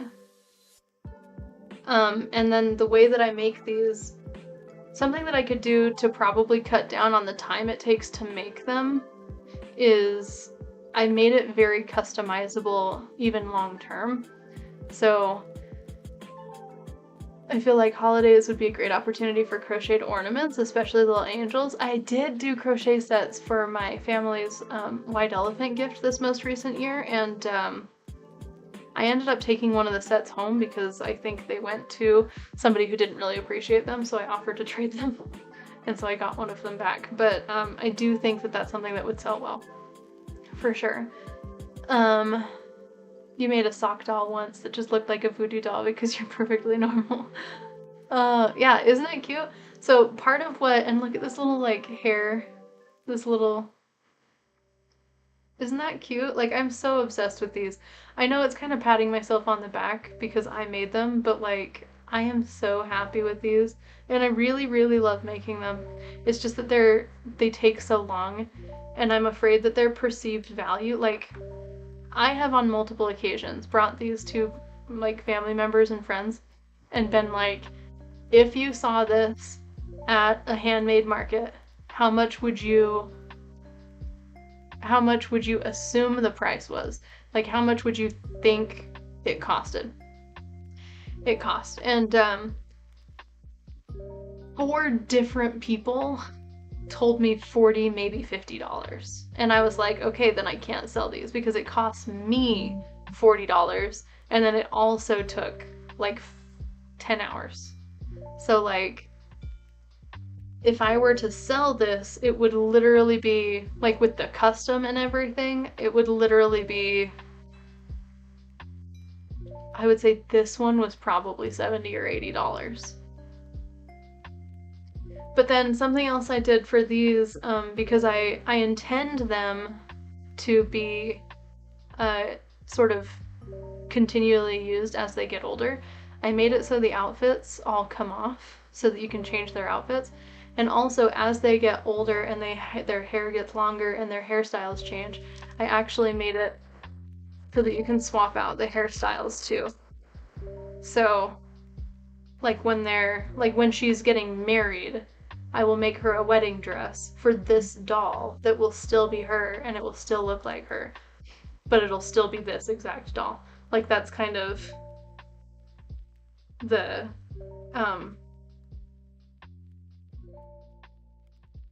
the concept. And I feel like if you think about it like that, if you think about it like a legacy doll, like something that you're literally gonna have forever, and it's very durable, it'll last forever. And then it goes on really nicely. Like, I'm just really proud of this design. It's not something that I've seen before. It's just something that I was like, well, when she's older, I can make new outfits, but I can't make new hair. And then I was like, wait, can I? So, yeah. So I think that if you think about it and if you market it as something that is literally, like, they're gonna inherit this, like, it's gonna be here forever, like, maybe the value is seen at that point, but I just don't feel like I don't feel like the typical consumer would ever price this correctly. Because I could never sell this for $40. It took me way too long.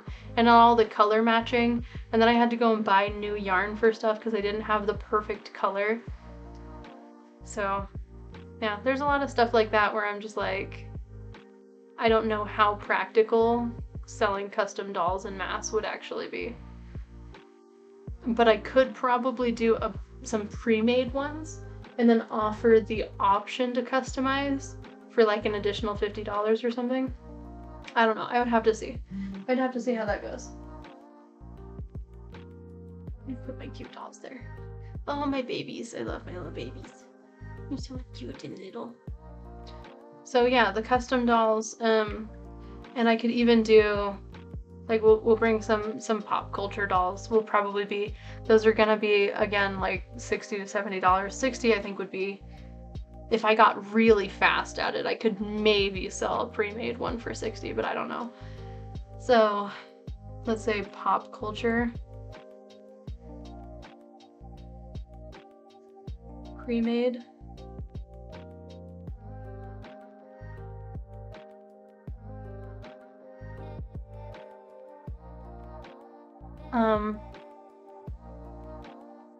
What else? We gotta have more than that. Okay, so what are some things we could crochet really, really fast? Let's switch back to research mode. Yeah, let's see here. We're gonna switch back. I'm gonna close all of these Etsy links. So cute. I love all of them. People are so amazing. All right, let's go to YouTube. And we are going to search, is it appropriate to play other people's YouTube videos on a YouTube video? I don't think it is. So we're gonna Google things, actually. I'm still not entirely certain if that's ethical, but we're gonna try it. So we're gonna look up, let's see. Kinda. I don't know. Yeah, I don't know, because it's like it's technically copywritten audio. I don't know. I don't want to cross any. I don't want to approach any ethical lines. So Googling, let's see. Let's say 1 hour, one whore, 1 hour crochet projects. All right, let's just like browse, like what kind of things are people making? That like did not make the picture any larger. This is not helpful, Google. You're just keeping it the same size. Oh, okay. Let's see, what's something we could do that would be fun and useful? Oh, scrunchies. Those are really coming back lately. I kind of love the scrunchies, actually. Let's list it. I like, because we need to do more like, I don't want to do all plushies. I want to do like some decor and some apparel and stuff like that. So let's do scrunchies. How the heck do you spell scrunchie? S-C-R-U-N-C-H-I-E. Scrunchie. What else? Eggs, that's funny, but I don't know what I would do with them. Oh, wait a minute. Oh my gosh. Here's another super important thing that I had not considered until this moment. Something very important when you're planning what to do for your events is not only your audience. You want to make sure that you're making things for the people who are going to be there. Any themes, like if you're going to a Ren fair or if it's like a Disney themed event or something like that, you want to make sure that you're appealing to the theme. But then also, of course, the date and if it's close to any holidays. So we're gonna look up April holidays. April holidays. So obviously Easter, but that's gonna be before. So we're gonna do after that, we have Earth Day. Okay, so that's perfect because we have a ton of like plants and stuff. So we will do like an actual Earth Day theme and make like a whole table just for our Earth Day stuff. I think that's a good idea. So let's see. Earth Day. Cool. And then a charity that we could do for this event is, I'm gonna need to do some research to make sure it's one where the money goes to the right place, but we could specifically seek out like organizations that are funding global warming research and green technology and stuff like that. So, oh my gosh, that's such a great idea. That's what we're gonna do. So we're gonna seek out charities for Earth Day specific stuff. So like, here, let me switch scenes so you can see what we're doing here. So we're gonna do Earth Day, so we're gonna do a lot of plants and stuff. I'm gonna kind of, star means Earth Day, cacti, Earth Day, let me think. Earth Day. We could literally even do a doll that's like colored like the Earth. Like, have you seen how people have like made personas for the planets and stuff like that, where the Earth is like a person, and that's super cute. We could do a doll with like an Earth themed dress and like cute green or blue hair or something like that. Like we could make an Earth doll. I think that might be cute. That'll maybe be one of our themes. We'll do Earth Day theme. Oh, wallets. Yes, gloves, leg warmers, pouches.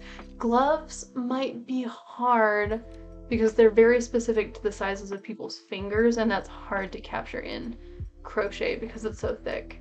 But leg warmers might be a good one. Pouches and wallets. I'd like that too. I think that some bags even, like people do like purses and stuff. If it's done with the right fabric, I've seen those be very cute. So we could do bags and wallets. How do you spell wallet? 2 L's. E-T-S. There. Okay, cool. Let's see. So Earth Day and Arbor Day.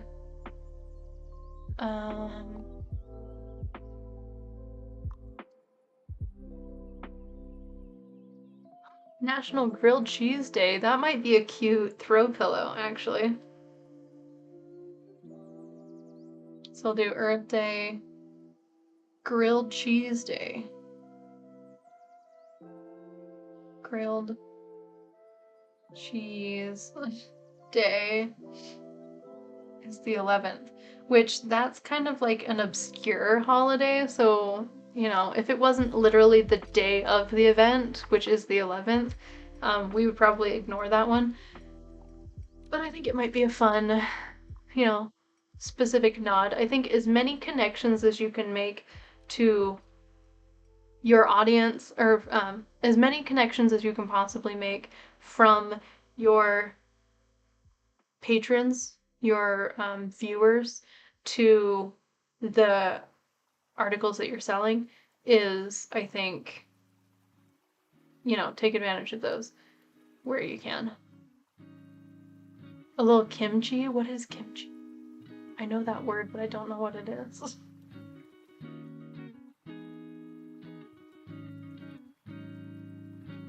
Show me what kimchi is. Kimchi. What am I looking at right now? It looks really good. Fermented cabbage. Ah, cabbage mage, but drunk. I don't know how I would crochet this. Oh, it does look good.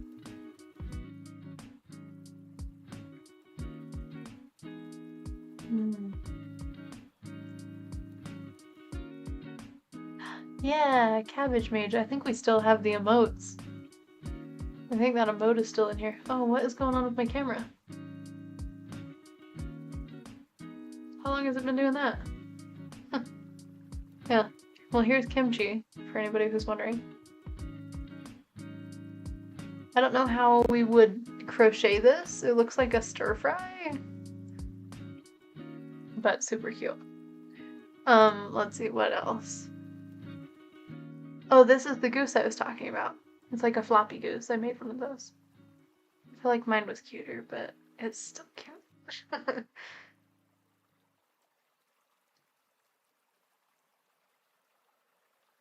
Oh, to a previous message. Oh, sorry. Speaking of, have you ever seen Gordon Ramsay's tutorial on making grilled cheese? It's wild. Add a little kimchi. Oh, no, I haven't. Sorry, I missed that message. Oh, cute. Oh, girl, there's no way that took you an hour. That was way more than an hour. What are you talking about? That's lies. Oh, I love her. I know her too. One day crochet. It's not quite what we're looking for. Or, yeah, look, cute.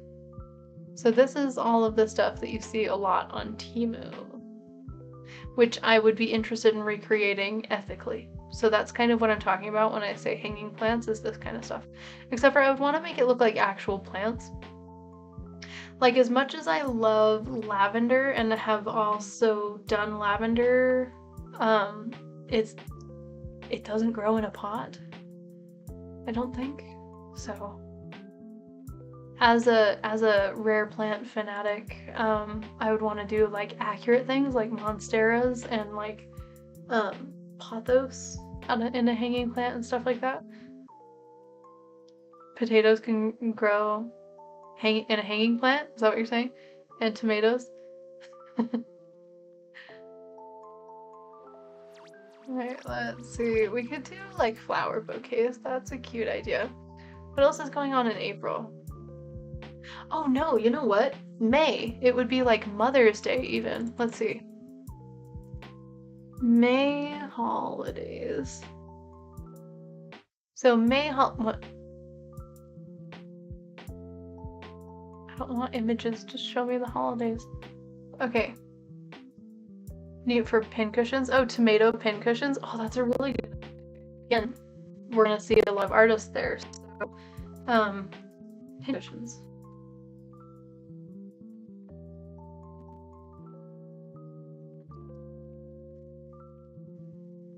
Good cushion. No one can ever accuse me of knowing how to spell. Alright, let's see. What is happening here? Whoa.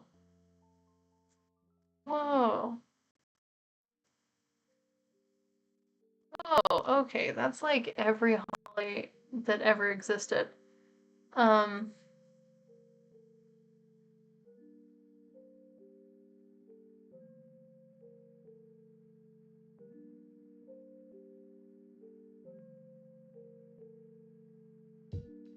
okay. I don't know if this is legit or not.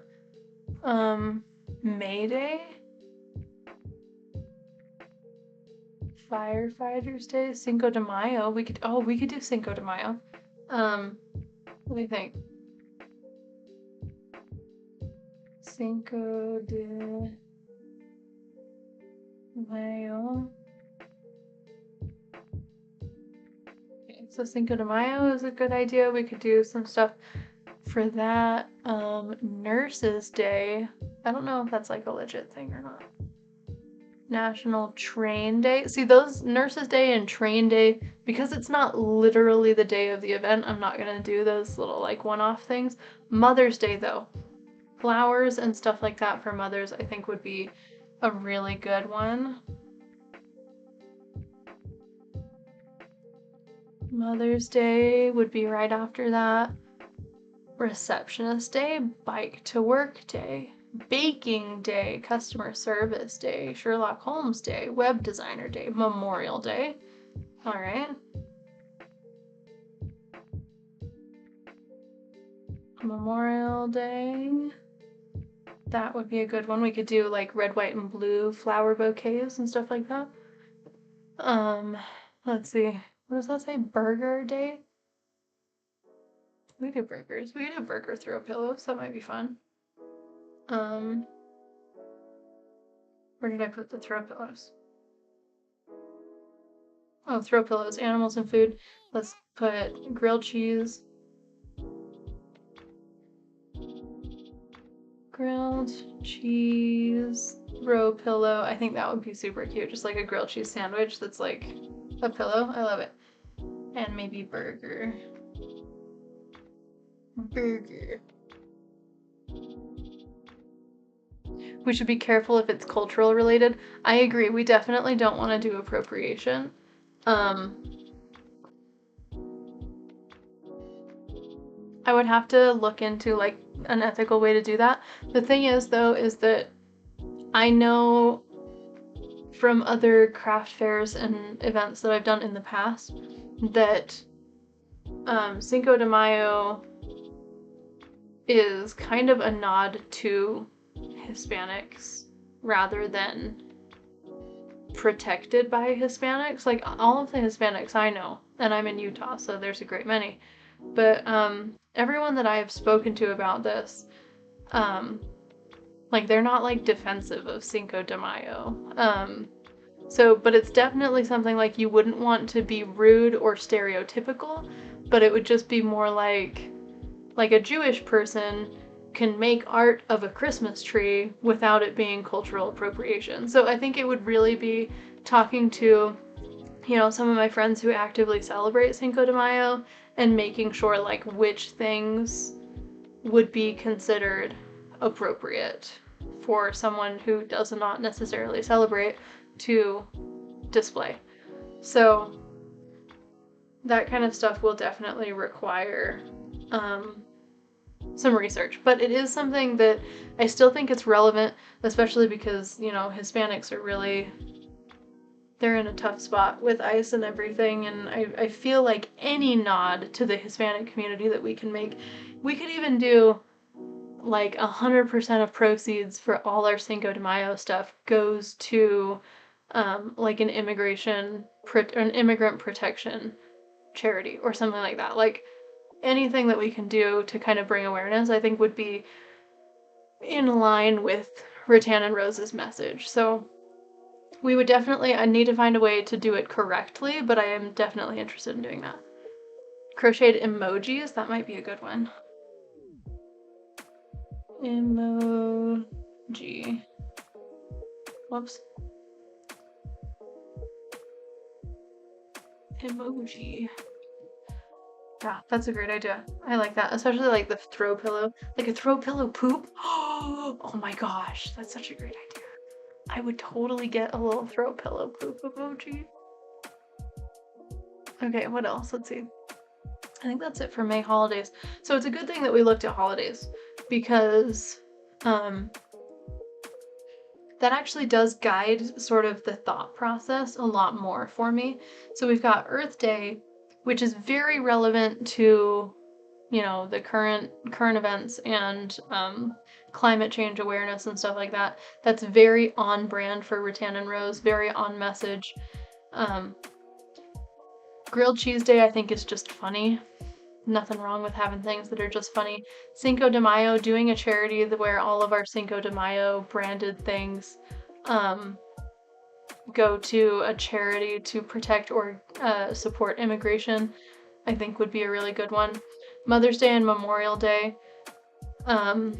Honestly, just flowers and stuff like that, I think, again, is very on brand for Rattan and Rose. So we're really covering a lot of bases here, and all of them feel very personal to us. So I think we definitely want to sort of keep this concept going. Like, so the Earth Day, that could be our bees, that could be our axolotls and chickens. Earth Day could be our frogs. Earth Day could be our geese.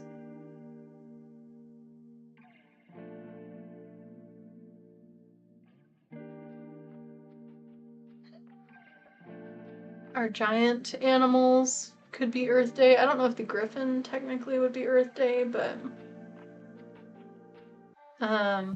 grilled cheese day, we can do like a couple nods to grilled cheese. I think if we did grilled cheese keychains, that would be a really cute one too. Who doesn't love a grilled cheese with a smiley face? Oh, that reminds me, we probably need to have another section just for keychains and minis.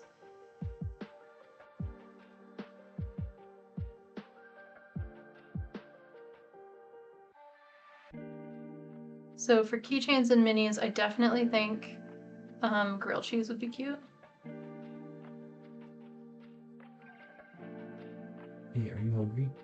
I am. Okay. I'll return shortly. Okay, I love you. Oh. Alright, so keychains and minis we're gonna do. I definitely want to do grilled cheese keychains. We could do minis of pretty much any of these things. Especially the chickens and the axolotls, I think would make really cute minis. Turkeys for Thanksgiving, yes, definitely. The laugh crying emoji would be perfect meme material, 100%.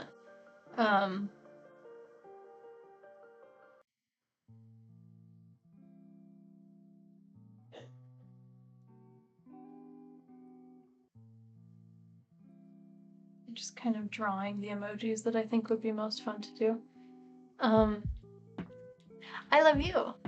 Smooch. Donuts, yes, that would be a good one. What could we... I'm trying to think of ways we could make them functional. So like, what could you do? What could a donut-shaped object be used for in like an office setting?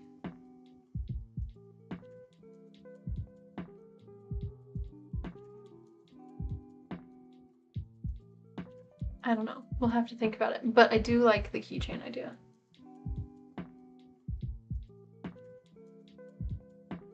Something to hold pens or glasses? Yeah. Oh yeah, like a cup holder?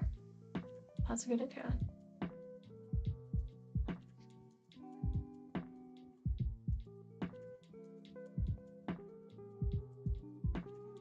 Something to rest. Oh yeah, like a wrist rest.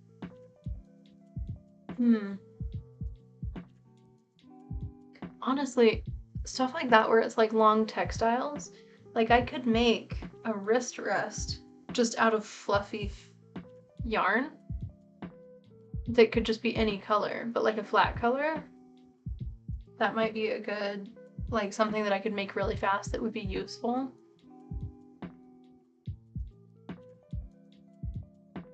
Whoops. wrist rests.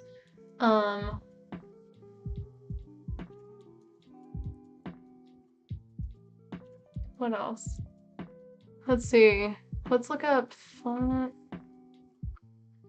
functional crochet ideas. Oh my gosh, why is my camera doing that? I'm gonna turn off auto focus.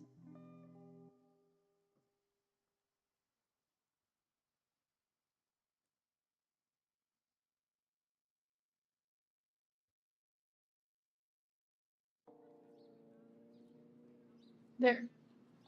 Now hopefully, can you still read the text okay, or did it focus onto my hand?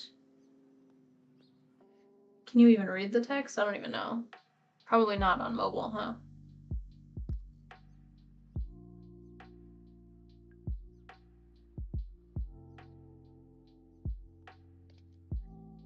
Let me try and get this to focus again.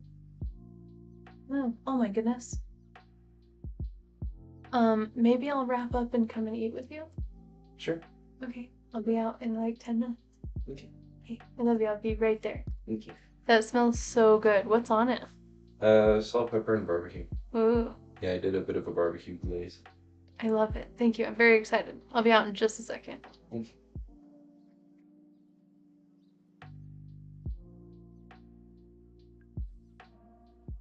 All right, let's just get like a couple of functional crochet ideas. So I really like stuff like this because I think that like a lot of the people there might be crocheters. So doing this like functional like crochet pockets might be a really good idea. I think I could probably do one for $15. That doesn't seem too hard. Let's see, crochet. What would you call that? Hook organizer?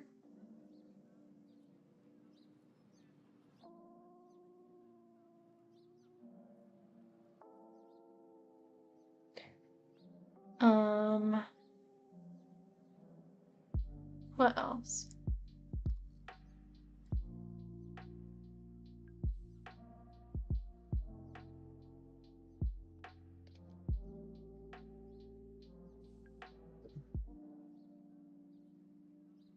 You had a tasty pizza you brought from Trader Joe's. Trader Joe's does pizza?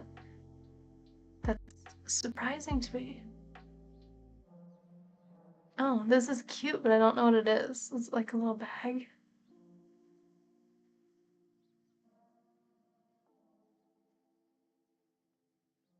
Super cute. Frozen pizza. Oh, yum. Well, that's a cute idea.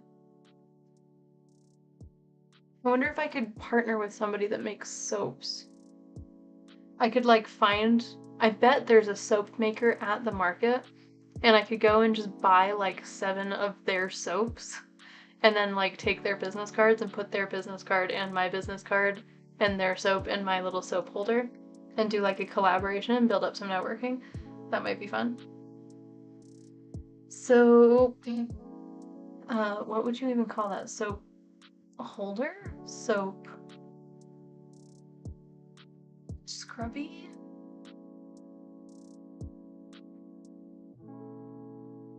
What would you call that? A loofah bag?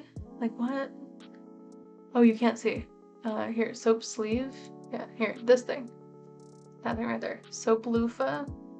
Yeah, a soap sleeve, I guess. It's probably fine. Yeah, I mean, we'll understand it, and who else is really gonna be reading this, right? Soap condom, yeah. I mean, I think the babies will get out of there, but yeah. Oh, I've seen this everywhere. This is a very popular pattern. That might be super cute for Earth Day. I know that this can be licensed. Maybe I'll look into it.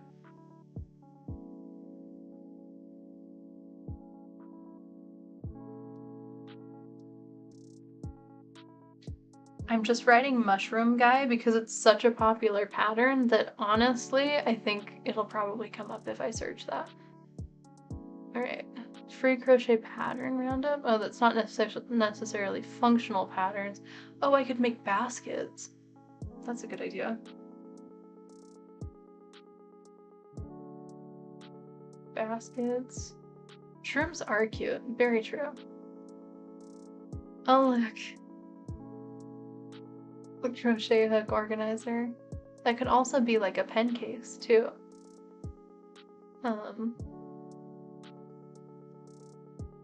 That might be cute.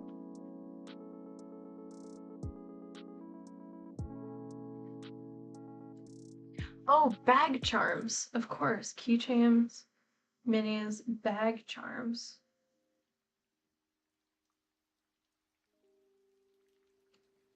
Those are very popular. Turtles, of course. Turtles. There's so many things. So many things. So I'm gonna wrap up a little bit now. Because we definitely went over. I was only gonna stream for like 3 hours. Which I'm sure you probably noticed. We went kind of late today. But yeah, so we're gonna end it there. Fish? Oh, that would be cool. That would be a cute charm. I like that idea. But yeah, so there's a million billion things that we could do, and I definitely want to try and do as many of them as we can. I think I'm gonna sort of cross-reference like the holidays that are coming up and kind of the theming of the event, which, like I said, it's a very loose theme, but it's definitely Artist Alley themed. So I think gearing toward artists of different types. If I could even do, I might ask my friend who's putting on the event what kind of vendors have signed up. I don't know if that's cheating, but I'm gonna ask her what kind of events or vendors have signed up. And then if there's like a pottery vendor or something, maybe there's something I could crochet that would specifically help out pottery people, like potters. Or if there's like painters, then maybe there's like, I could do like some kind of, you know, something geared toward people who I know are going to be there, because I know that a lot of sales that happen at these artist alleys are between vendors. So anything that I can do to kind of reach out to them, I think would be a good idea too. Location is important, definitely. Definitely. So yeah, I think we're gonna start here. I will put together kind of, I'll think this over and do some research and put together an idea of what we want to do. I need to pick which giant things we want to do. I really like the octopus. I think that's way cool. I think it looks really intricate but doesn't look too time consuming, which I think would be a really good balance of cost versus value. Because really, a lot of the giant things that I make have a really high cost and a moderate value, and stuff like that. So I think this is plenty to get started. We've got about 50 days until our event, so I think that's definitely going to be enough time, but I can see, like, if we want to do everything, we need to get started. Giant peas in a pod. Yeah, exactly. See, you're on the right route here. I have seen people make the other thing though. I don't think I will, but I've seen them and they're cute.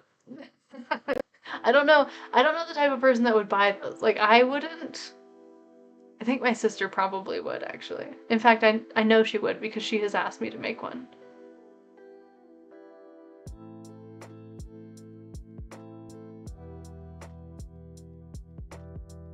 As of right now, I'm not planning on making them, but hey, could happen. This is the second time it's been requested, so you know, we'll see where it goes. But yeah, so I'll put this together and just another look at what we did today. I'm really, really excited about this. I think that is going to be a super cute setup.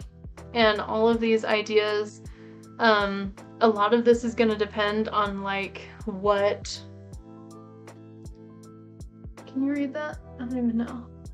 A lot of this is going to depend on what patterns we can find that have the rights to sell included in the purchase. And then obviously as many as we can get for free would be great, because we don't want to rack up our cost of setup on the same market where we're going to have to buy all of this stuff. So we're already going to have a pretty high cost of entry. So I'm going to try and get free patterns where I can. I'm going to try and freehand as many of these as I can, especially the smaller ones like the scrunchies and wrist rests, pin cushions, turtles, frogs. A lot of these I think we could probably freehand. So, but I also don't want to freehand off of someone else's pattern, so if I can't do it out of my own brain, I don't want to do it. And I also don't want to spend too much time writing a bunch of patterns and not actually making stuff. Because again, to show where we're coming from, we've got 50 days left, and I need to be making an average of about $30 to $40 crochet value in order to, like, per day, in order to meet this goal. So, but I think we can do it. And this is probably what we're gonna do on our live streams more often. Especially since some of them are themed toward interests that we already represent, like environmental awareness and like immigration holiday or immigrant holidays, or I guess that's not what, it's not an immigrant holiday, but there is, you know, a crossover between people who celebrate Cinco de Mayo actively and people who are being actively criminalized. So I think that that is relevant for us, and any way we can line these things up to be able to give back and provide some like charity giving in this for our causes, I think would be excellent. Thank you. I practice a lot on my handwriting. It's funny because this is my usual, this is what I like to do, is this crochet. But then when I'm like sketching and stuff, I slip into this like chicken scratch, which I don't know why I do that. But yeah, this is the one I have practiced. This is the one that the 8th grader does naturally, and or me as an 8th grader. Like, this is my 8th grade handwriting. It has not changed since I was a child. This is the one I practiced. It's a lot. Remember, children, ice is cringe. Yes, it is. Nobody takes that entire political spectrum seriously. They are a joke. All right. Thank you so much for hanging out with me, Kirby. I really appreciate you. Of course, welcome to Moddom. In closing, I'm gonna go ahead and put links, when I have edited this video down to its 15-minute like quick spiel, I'm going to include links in things that we have done since then, which I hope the spreadsheet will be available. I'm hoping that by that point we will have maybe had this market. I am gonna do a market prep video, which may include some segments from live, but will probably just be done on the side. So that is coming out soon as I start getting to work on this. And yeah, a lot of this stuff we'll probably do on stream, so do join us every Friday. I'm thinking we're gonna cut back our streams to about 3 to 4 hours on Friday. I have not figured out exactly when on Fridays we should do that. Again, I'm gonna need to do some research. But yeah, I'm gonna start trying to get ahead of the schedule, make sure that things are posted in advance so people will always know where to find us. Until then, if you have not already joined our Discord, please do. Drop a follow, hit the bell icon, subscribe if you'd like, and definitely join our Discord. The link is going to be down in the description. If you are on Twitch, it's going to be in our About section. Thanks so much for hanging out with us. Kirby says, don't forget to feed your rocks. Very important. Oh, having rock friends would be cute too. That would be a really easy, fast one. Anyway, thank you so much for everything. I will see you in the next video. Have a lovely night. Fight fascism. See you next Friday.